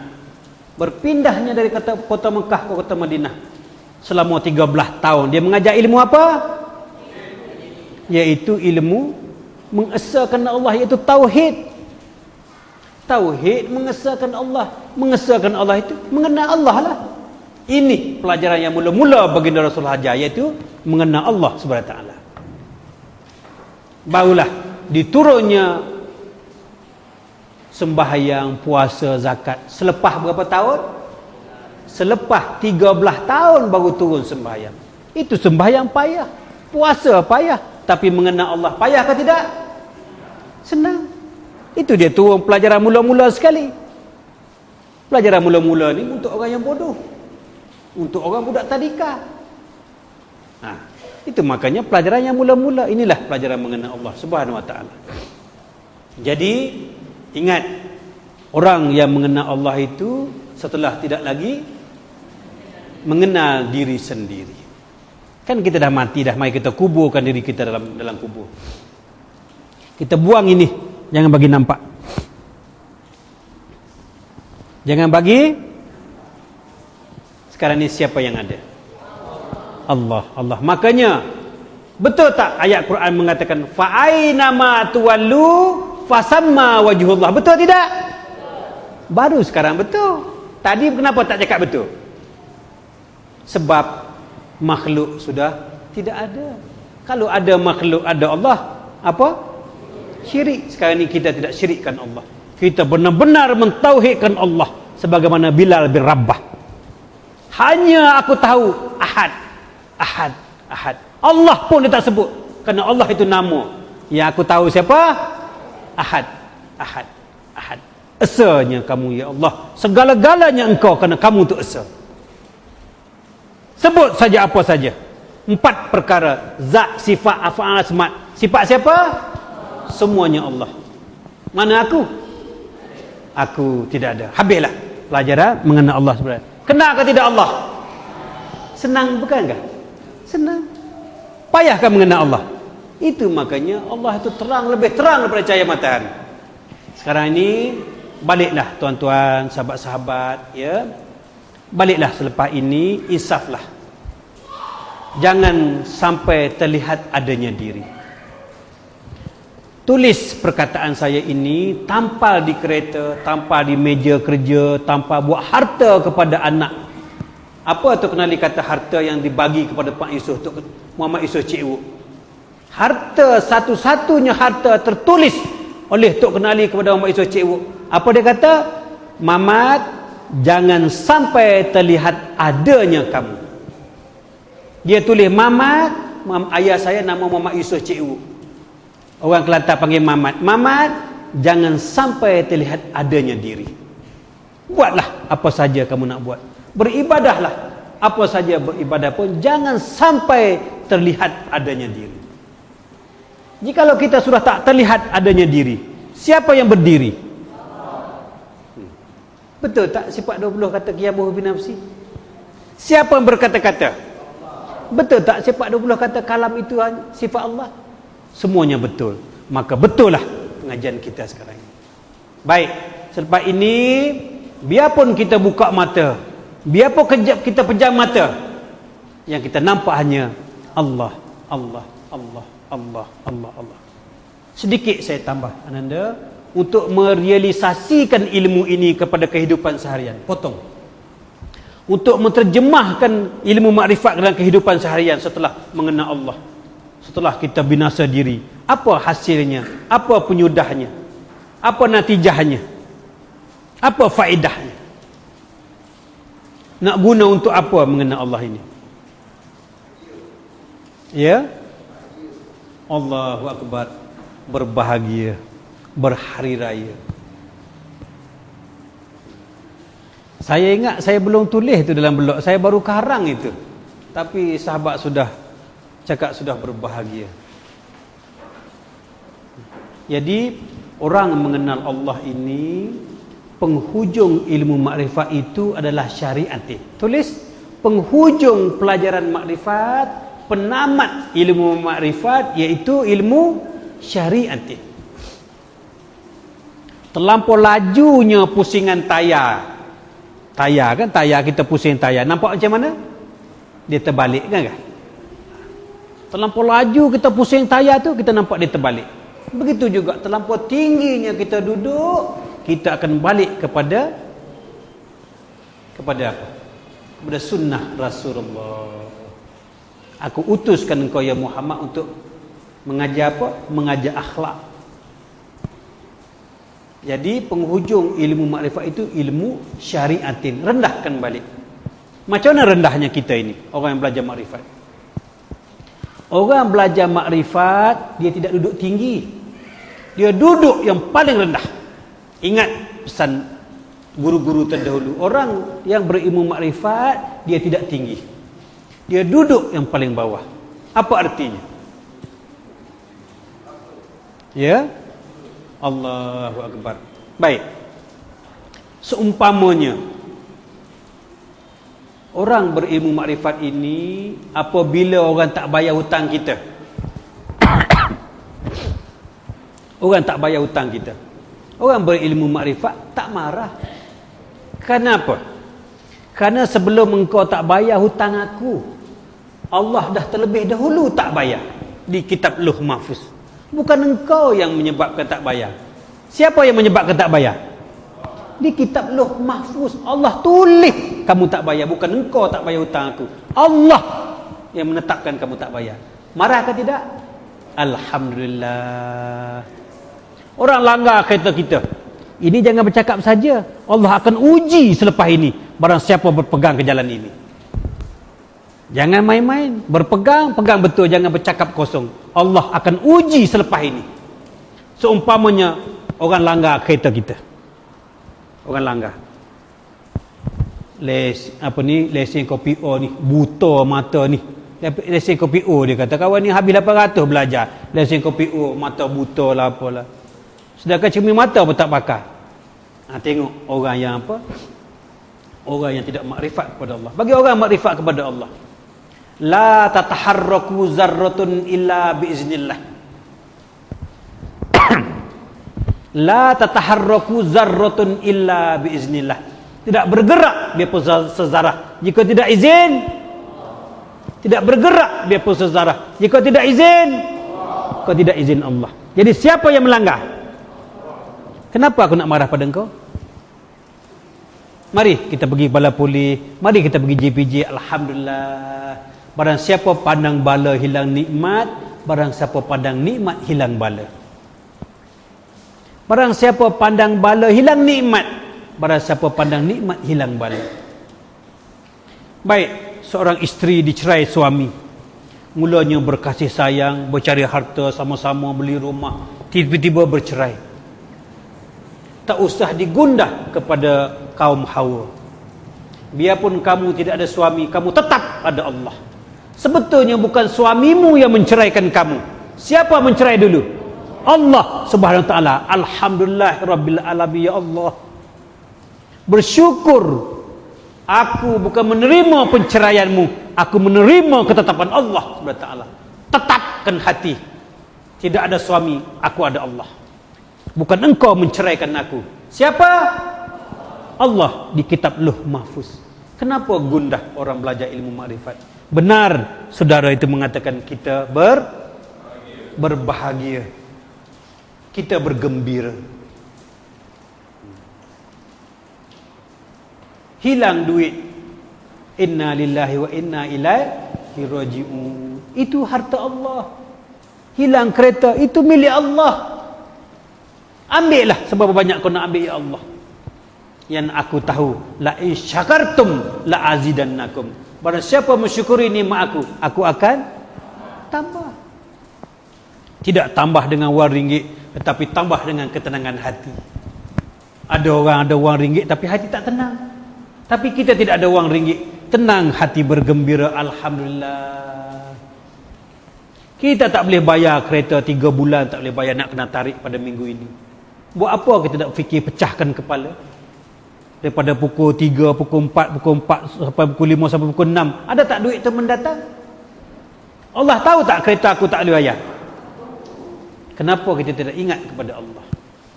Barang siapa ingat kepada aku, tanganmu akan menjadi tanganku, kakimu akan menjadi kakiku, hutang kamu akan jadi hutang aku, dirimu akan jadi dirimu, dirimu akan jadi diri aku, kata Allah. Buat apa nak ingat kepada yang lain selain pada aku? Kamu ingat kepada aku. Permedaran aku teramat luas, teramat kaya. Aku kaya. Aku boleh bagi kepada sesiapa yang aku kehendaki. Tengok. Luas kan Allah?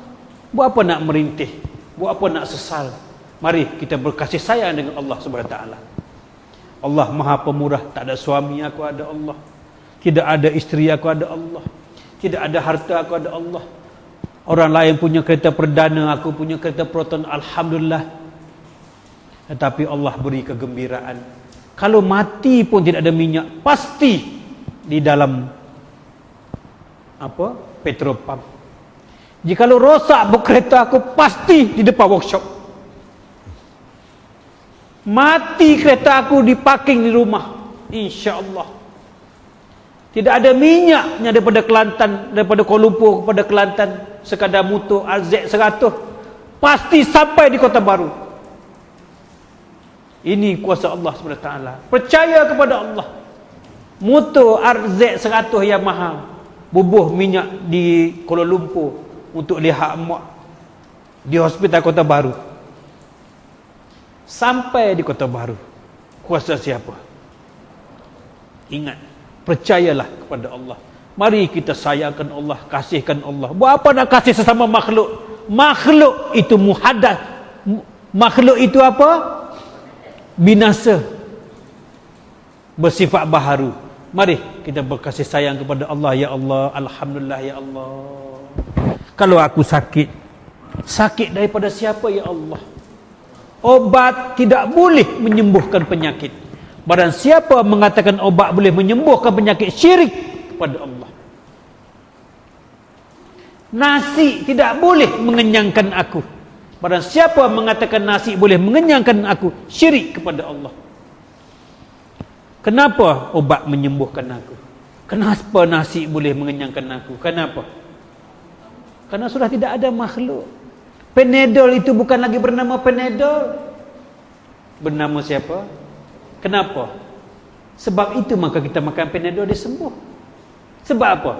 Sebab Panadol bukan bernama Panadol. Obat tidak boleh menyembuhkan. Kenapa kalau kita sakit tak makan Panadol tak boleh sembuh? Makan Panadol baru sembuh, kenapa? Sedangkan kita percaya Panadol tak boleh menyembuhkan. Kalau tak makan Panadol tak sembuh. Tak cucuk obat bius akan merasa sakit. Apakah obat bius yang membuatkan kita tak sakit? Sebab apa kita makan obat sembuh? Sebab obat itu siapa? Makanya kita sembuh. Obat tidak ada, diri tidak ada, makhluk tidak ada. Siapa yang bersifat ada? Allah. Makanya kamu makan itu sembuh penyakitnya. Makanya kamu makan nasi itu kenyang. Sebab segala-galanya sudah Allah, Allah, Allah. Mana ada makhluk? Barang siapa dalam majlis ini mengatakan ada makhluk, syirik kepada Allah, karena mengadakan dua wujud. Aku ada, Allah ada. Wujud itu apa? Sifat siapa? Makhluk ada tidak? Tak ada. Siapa Panadol? Segala-galanya Allah, Allah, Allah, Allah, Allah. Habis. Bab nombor 2 pula. Nombor 1 berapa jam dah? Berapa pula?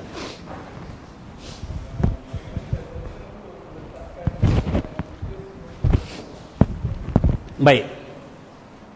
Kalaulah besi berani itu kuat, jikalau tajam pisaunya, tadi pun sudah menjawab soalan. Ya. Macam mana kita letak perbuatan kita kepada Allah? Mana ada kita boleh bergerak? La tataharraku zarratun illa biiznillah.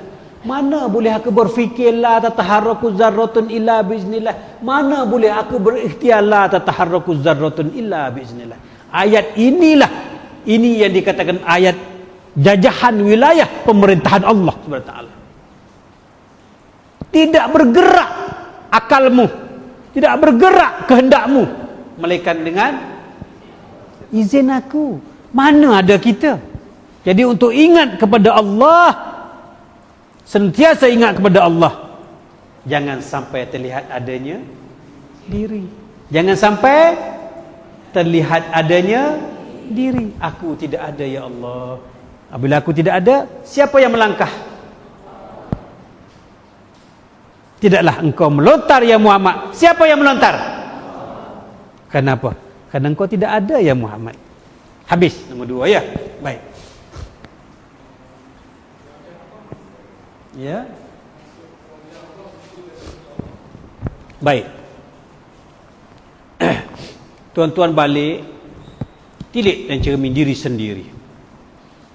Itu semua istilah saja. Wajahlah, rupalah, lagi apa? Mukalah, itu istilah saja. Yang tuan-tuan lihat tu siapa? Nak sebut apa? Yang aku lihat tu diriku sendiri. Ini sebut wajahlah, mukalah, gambarlah, itu istilah bahasa saja. Barang siapa yang mengenal Allah, tidaklah dia menilik, melainkan yang menilik itu adalah juga yang ditilik. Sebab aku dah tak ada. Macam mana aku nak menilik? Aku dah tak ada. Apabila aku tidak ada, siapa yang menilik siapa? Yang menilik itu adalah juga yang ditilik. Yang menyembah itu adalah juga yang disembah. Kenapa? Karena bukan aku yang berdiri, bukan aku yang rukuk, bukan aku yang sujud. Tengok dalam lafaz niat, sahaja aku sembahyang maghrib 3 rakaat. Tengok. Kenapa kita sebut sahaja? Sebab kita saja-saja je buat. Yang betul-betul buat siapa? Itu makanya kita sebut sahaja. Sahaja ini artinya saja-saja. Apabila kita saja-saja, siapa yang betul-betul buat? Allah. Itu maka sebelum sembahyang kena belajar dulu. Siapa sembahyang sebelum sembahyang? Sembahyang di dalam sembahyang, sembahyang sesudah sembahyang. Ada tak belajar? Habis kalau tak ada sembahyang macam mana? Nak kenal sembahyang macam mana kalau tak tahu sembahyang sebelum sembahyang, sembahyang di dalam sembahyang, sembahyang sudah sembahyang. Siapa yang solat sebelum solat? Sebelum kita beranak lagi siapa yang solat? Itu makanya solat sebelum solat, sembahyang sebelum sembahyang itu siapa yang sembahyang dulu di Lauh Mahfuz? Catatan Allah dah sembahyang dah. Bukan kamu yang bersembahyang. Berdirinya kamu sembahyang maghrib tadi bukan perkara baru. Jangan ingat atas dasar usaha kamu, jangan. Bukan perkara baru itu. Yang berdirinya aku, bila yang berdiri dulu? Siapa yang berdiri dulu? Tahu pun. Itu makanya jangan kamu angkuh, jangan kamu sombong hidup di dunia ini. Jangan mengaku kamu yang alim, kamu yang lebay, kamu yang taat, patuh. Jangan. Yang beri taat dia siapa? Itu makanya jangan tunjuk alim di sini. Majlis kita tak ada orang alim, tak ada ustaz, tak ada guru, tak ada murid. Yang ada hanya siapa? Aku semayang. Bila kau semayang? Sebelum kau berdiri, aku dah berdirikan kau terlebih dulu di Lauh Mahfuz. Betul tidak? Kenapa mengaku kau yang bersemayang? Itu mana kita tak kenal sembahyang sebelum sembahyang, solat sebelum solat, solat dalam solat, solat sesudah solat itu siapa? Solat sesudah solat siapa? Allah. Jadi ingat, itu makanya yang menyembah itu adalah juga yang disembah. Yang menilik itu adalah juga yang ditilik. Sebab apa? Sebab aku tidak ada. Ya, jadi wajah itu satu saja, bukan dua.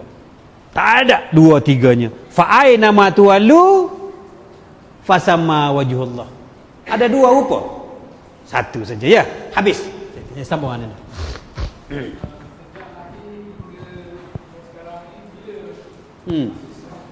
Sejak lahir sampai sekarang, bila kita Islam? Islamnya kita setelah kita mengenal Allah. Jawablah sendiri. Islamnya kita itu setelah kita mengenal Allah Subhanahu wa taala. Tak kira umur berapa. Yang dikatakan akhir balik itu bukan umur 13 tahun. Bukan umur 18 tahun. Yang dikata akhir balik itu setelah mengenal Allah Subhanahu wa taala, barulah dikatakan dewasa. Kalau selagi belum mengenal Allah, umur 99 tahun pun masih akhir balik. Bodoh. Masih tidak berpengetahuan. Orang yang mengenal Allah saja yang cerdik, yang pandai, yang pintar, yang betul-betul Islam. Habis itu nah. Lagi apa lagi?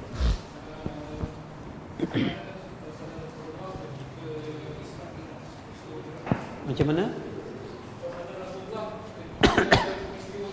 Baik, sahabat-sahabat, itu soalan fiqh.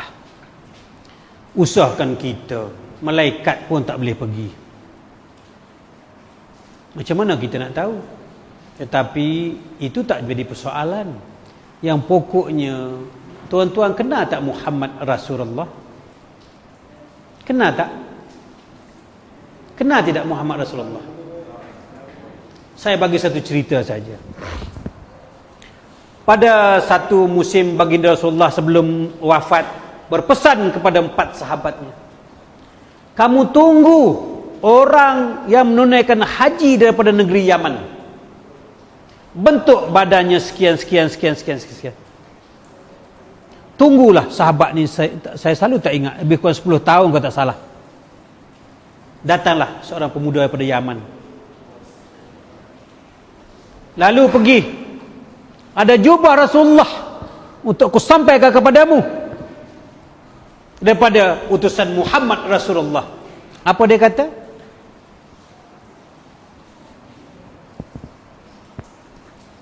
Dia nama apa?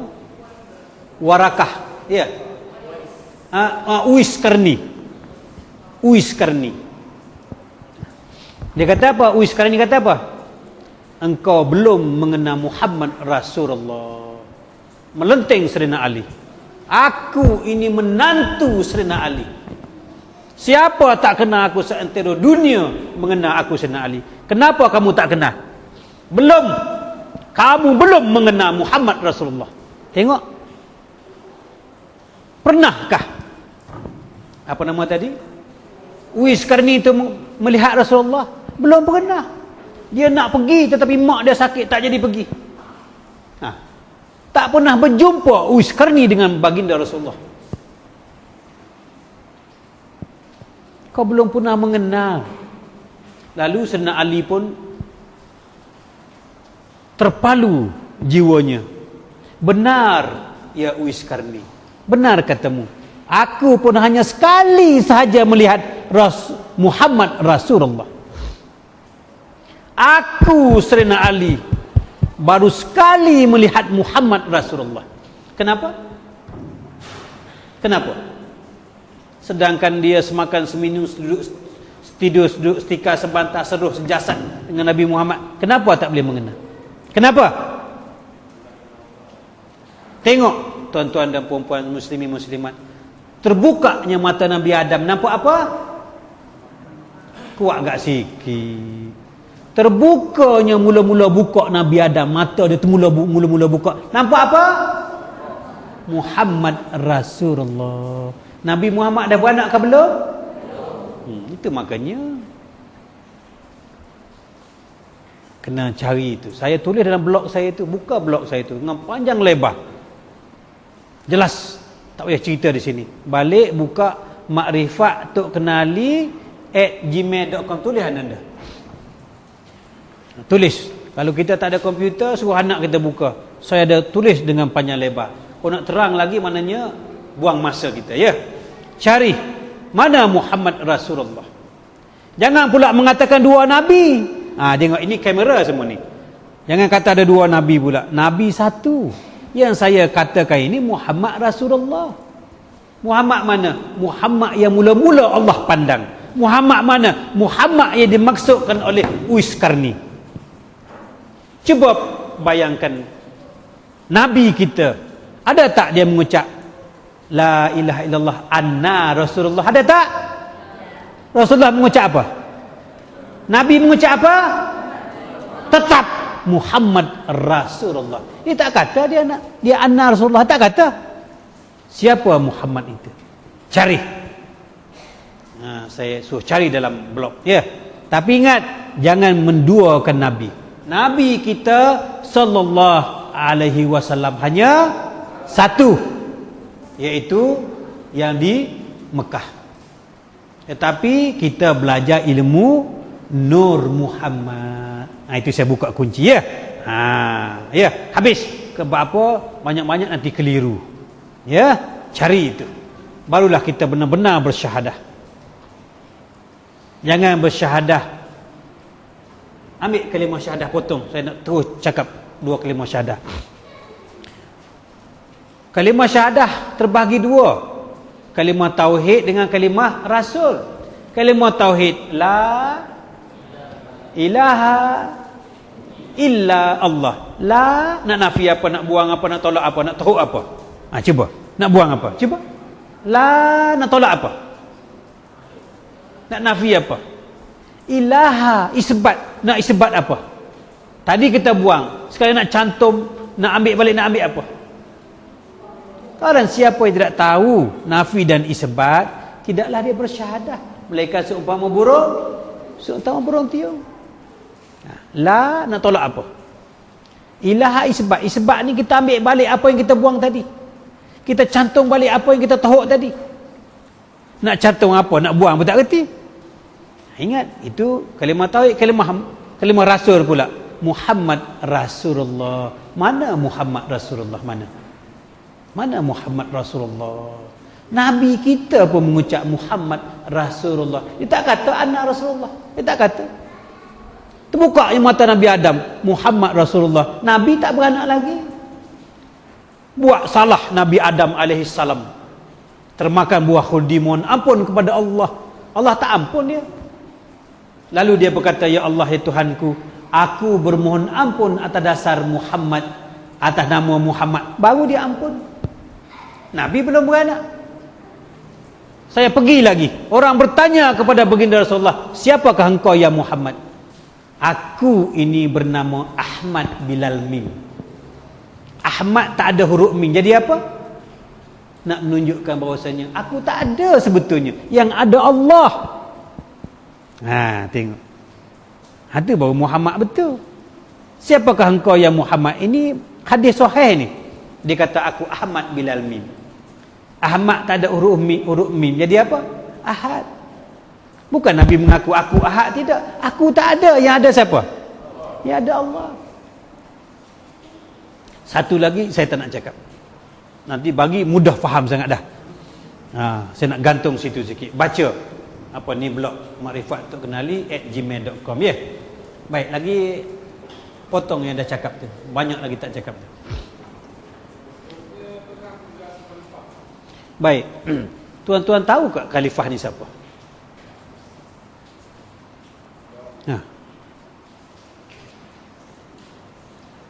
Khalifah ni tubuh badan ke siapa?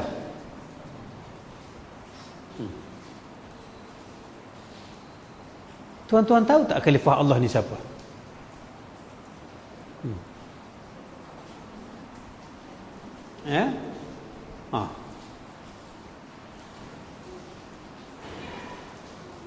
Saya ni sama nak cerita ke tidak sama banyak tu.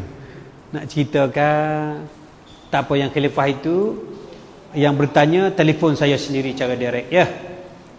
Takut terkeliru.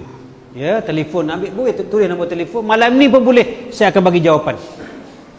Ya, saya tak nak kena apa banyak budak-budak, ya, banyak yang baru tinggi rendah. Tidak fatonah saya. Ya, siapa yang bertanya tadi? Telefon saya sekarang. Ya, nombor lain.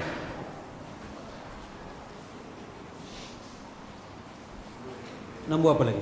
Yang lain terpangkah. Baik. Ada ilmu yakinlah, ainul yakinlah, haku yakinlah, kamanul yakinlah, macam-macam yakin. Berapa banyak punya yakin dah kata Piramli. Ya. Berapa banyak punya yakinlah. Allah tu berapa? Habis nak yakin berapa banyak Allah, Berapa banyak nak yakin Allah tu satu saja. Takkan separuh-separuh kakinya saja, tangannya saja, mulutnya saja. Kenapa banyak tingkatan? Karena diri kamu masih hidup. Cuba buang diri kamu. Yakin ini setelah kita mengenal Allah. Kalau dah tak mengenal Allah, nak yakin berapa tingkatan? Kalau sudah mengenal Allah, yakin satu saja. Kalau dah kamil itu, nampak tak air dengan gula? Nampak tak? Nampak satu je kan? Itu makanya kita belajar biar siapa yang mengenal Allah, barulah sebenar-benar dikatakan yakin. Yang kata ilmu yakin, ainu yakin itu istilah sahaja. Istilah mengaji pondok, mengaji tarikat, ya. Tapi kalau sampai ke tahap makrifat, tak ada duanya. Yakin satu saja. Percaya pun satu saja. Wujud pun satu saja ada. Ya, begitulah lebih kurang, ya. Ilmu makrifat satu je yakin, satu je percaya. Yang istilah-istilah itu istilah orang tarikat. Ya, nak mengajar jalan, nak mengajar, ya. Tapi dah sampai atas tak ada dah. Berdua bertiga lagi, ya. Baik, terus Ananda. Bertaubat. Baik. Muslimin muslimat, sahabat-sahabat. Saya, ya Allah, ya Tuhanku, bertaubat tak akan buat dah benda ini esok sampai bila-bila. Tahukah kamu tak akan buat lagi? Habis yang kamu kata tak akan buat lagi tu. Yang kedua pula, ya Allah, ya Tuhanku, yang aku buat dulu ni atas kealpaan aku. Jadi yang kita buat dulu tu Allah tak tahu ke? Nak bertaubat ni perbuatan kamu.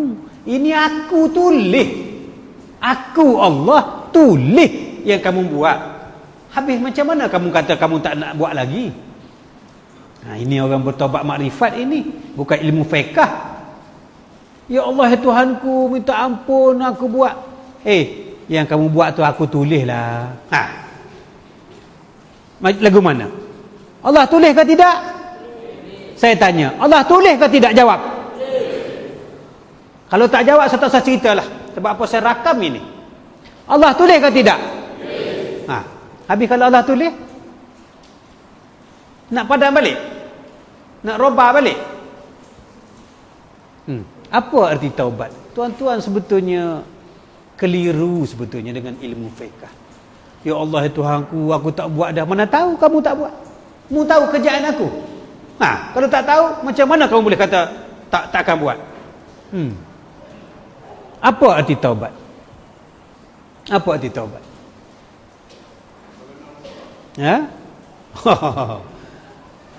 Gantung itu sekejap dulu. Kalau tidak tak sedap, kasih bulat, nanti kita jawab last sekalian. Lain pula. Baru dia shock sikit, ya. Tapi akan dijawab. Ingat, tanya sebelum balik. Lagi apa? Baik. Pergi minum tak apa, ya. Sambil-sambil dengar. Cuma jangan bercakap. Diam-diam saja pergi minum, ya. Baik. Macam mana nak tahu Allah sayang kepada kita? Nak tahu Allah sayang kepada kita, tengok makhluk sayang tak kepada kita. Jikalau makhluk sayang kepada kita, Rasulullah kata, artinya Nabi sayang, Allah sayanglah kepada kita. Macam mana nak tahu Allah benci kepada kita? Nak tahu Allah benci kepada kita, baginda Nabi kata, tengoklah benci ke tidak orang kepada kita. Jikalau orang sayang, tandanya Allah sayang. Jikalau orang benci, tandanya Allah benci. Tengok, orang dekat tak dengan kita? Kalau orang dekat, tandanya Allah dekat. Kalau orang jauh, tandanya Allah jauh. Dekat tak orang dengan kita? Nak tahu dekatnya kita dengan Allah, supaya orang dekat dengan kita, macam mana? Kita kena kunjung jiran sebelah. Apabila kita pergi tak dia datang tak dia rumah kita? Apabila hujan, kita tolong angkat jemuran dia. Dia angkat tak jemuran kita? Masa anak dia meninggal, kita pergi ke hospital, pergi ke rumah, datang tak dia ke rumah kita? Dekat tidak? Itu makanya tuan-tuan anggap benda tu jauh. Sebetulnya tidak. Kita bertegur, orang tak tegur kita pun tegur. Kita tegur orang, lama-lama tegur tak dia dengan kita? Dekat tidak? Itu saja tanda-tanda tahu. Nak tahu dekat ke jauhnya kita dengan Allah. Kalau kita sombong naik kereta besar, tengok orang yang rosak kereta tepi jalan tak berhenti, ini orang yang jauh dengan Allah. Itu saja sipir dia. Orang yang dekat dengan Allah ini, macam mana pun dia break juga kereta, dia break. Dia gustan lagi tahu. Apa pak cik yang boleh saya bantu? Ini orang yang dekat dengan Allah. Orang makrifat, ini cara dia. Orang makrifat ini apabila dia buang air, dia tandas. Dia pergi kencing ke, dia buang air besar ke, dia tak keluar dengan tinggal apa-apa. Biarpun yang orang lain punya, dia mesti wajib dia bersih tanah, baru dia keluar. Ini orang makrifat, orang dekat kepada Allah, supaya orang lain masuk bersih. Orang yang dekat kepada Allah, orang makrifat, isap rokok tak buang, biarpun puting rokok di jalan raya. Usahakan kotak rokok, puting pun dia tak buang. Ini orang dekat kepada Allah. Ini orang makrifat kepada Allah. Ini senang-senang, kotak rokok buang saja. Ini mineral water buang. Ya, kulit plastik cekedih buang. Ini orang yang bukan orang makrifat. Nak kenal orang makrifat, tengok ini. Tengok. Apabila dia berpakai pakaiannya busuk, ini bukan orang makrifat. Kecuali busuk buat kerja. Ini bau ketiaknya busuk, bukan orang makrifat. Giginya berkarat, bukan orang makrifat. Orang makrifat ini orang paling halus, paling kebak, apa-apa halus ini paling apa? Paling meticulous kata orang putih, paling teliti. Ini orang makrifat. Apabila suami isteri, orang makrifat ini dengar pesanan saya, buat apa yang saya suruh ini. Ya, seumpama sahabat-sahabat saya ada di sini nih, sahabat-sahabat saya. Dia balik, saya pesan, jika kalau kamu nak mengaji dengan saya, jikalau anggap saya sebagai cikgu, ingat, di samping saya mengajar mengenai Allah, saya nak ajar kamu cara bersuami isteri. Apabila kamu balik, kamu peluk isteri kamu, kamu cium isteri kamu. Cuba tengok waktu tidur, waktu isteri kita tidur, cuba tengok wajah dia, betapa pilu dan betapa sebabnya hati. Inilah orang yang masakkan saya, inilah orang yang cuci baju aku, inilah orang yang menjaga anak aku. Tidakkah rasa timbul kasihan dan kasihnya? Apa salah kita peluk isteri kita? Apa salah kita berjalan pimpin tangan? Apa salah nak pergi kerja kita gosok baju? Apa salah kita letakkan selipar kasut depan rumah? Apa salah kalau kita cuci baju, cuci toilet? Ini orang makrifat. Peluk isteri, dia kan isteri kita. Apa salah kita tengok TV, kita sambil duduk letak usapkan rambutnya, apa salah? Orang makrifat, ini cara hidup dia. Inilah kaedah menterjemahkan ilmu makrifat dalam kehidupan. Padam itu. Jangan saja ada janggut, minta maaf ada janggut berserebeh janggutnya. Janggut tak apa, biar kemas, biar rapi. Gigi, nak suruh isteri peluk, tiba-tiba kita balik bawa lori terus peluk isteri dengan bau hapaknya. Orang makrifat tak macam tu. Orang makrifat ni macam ni, seumpama timbunan batu,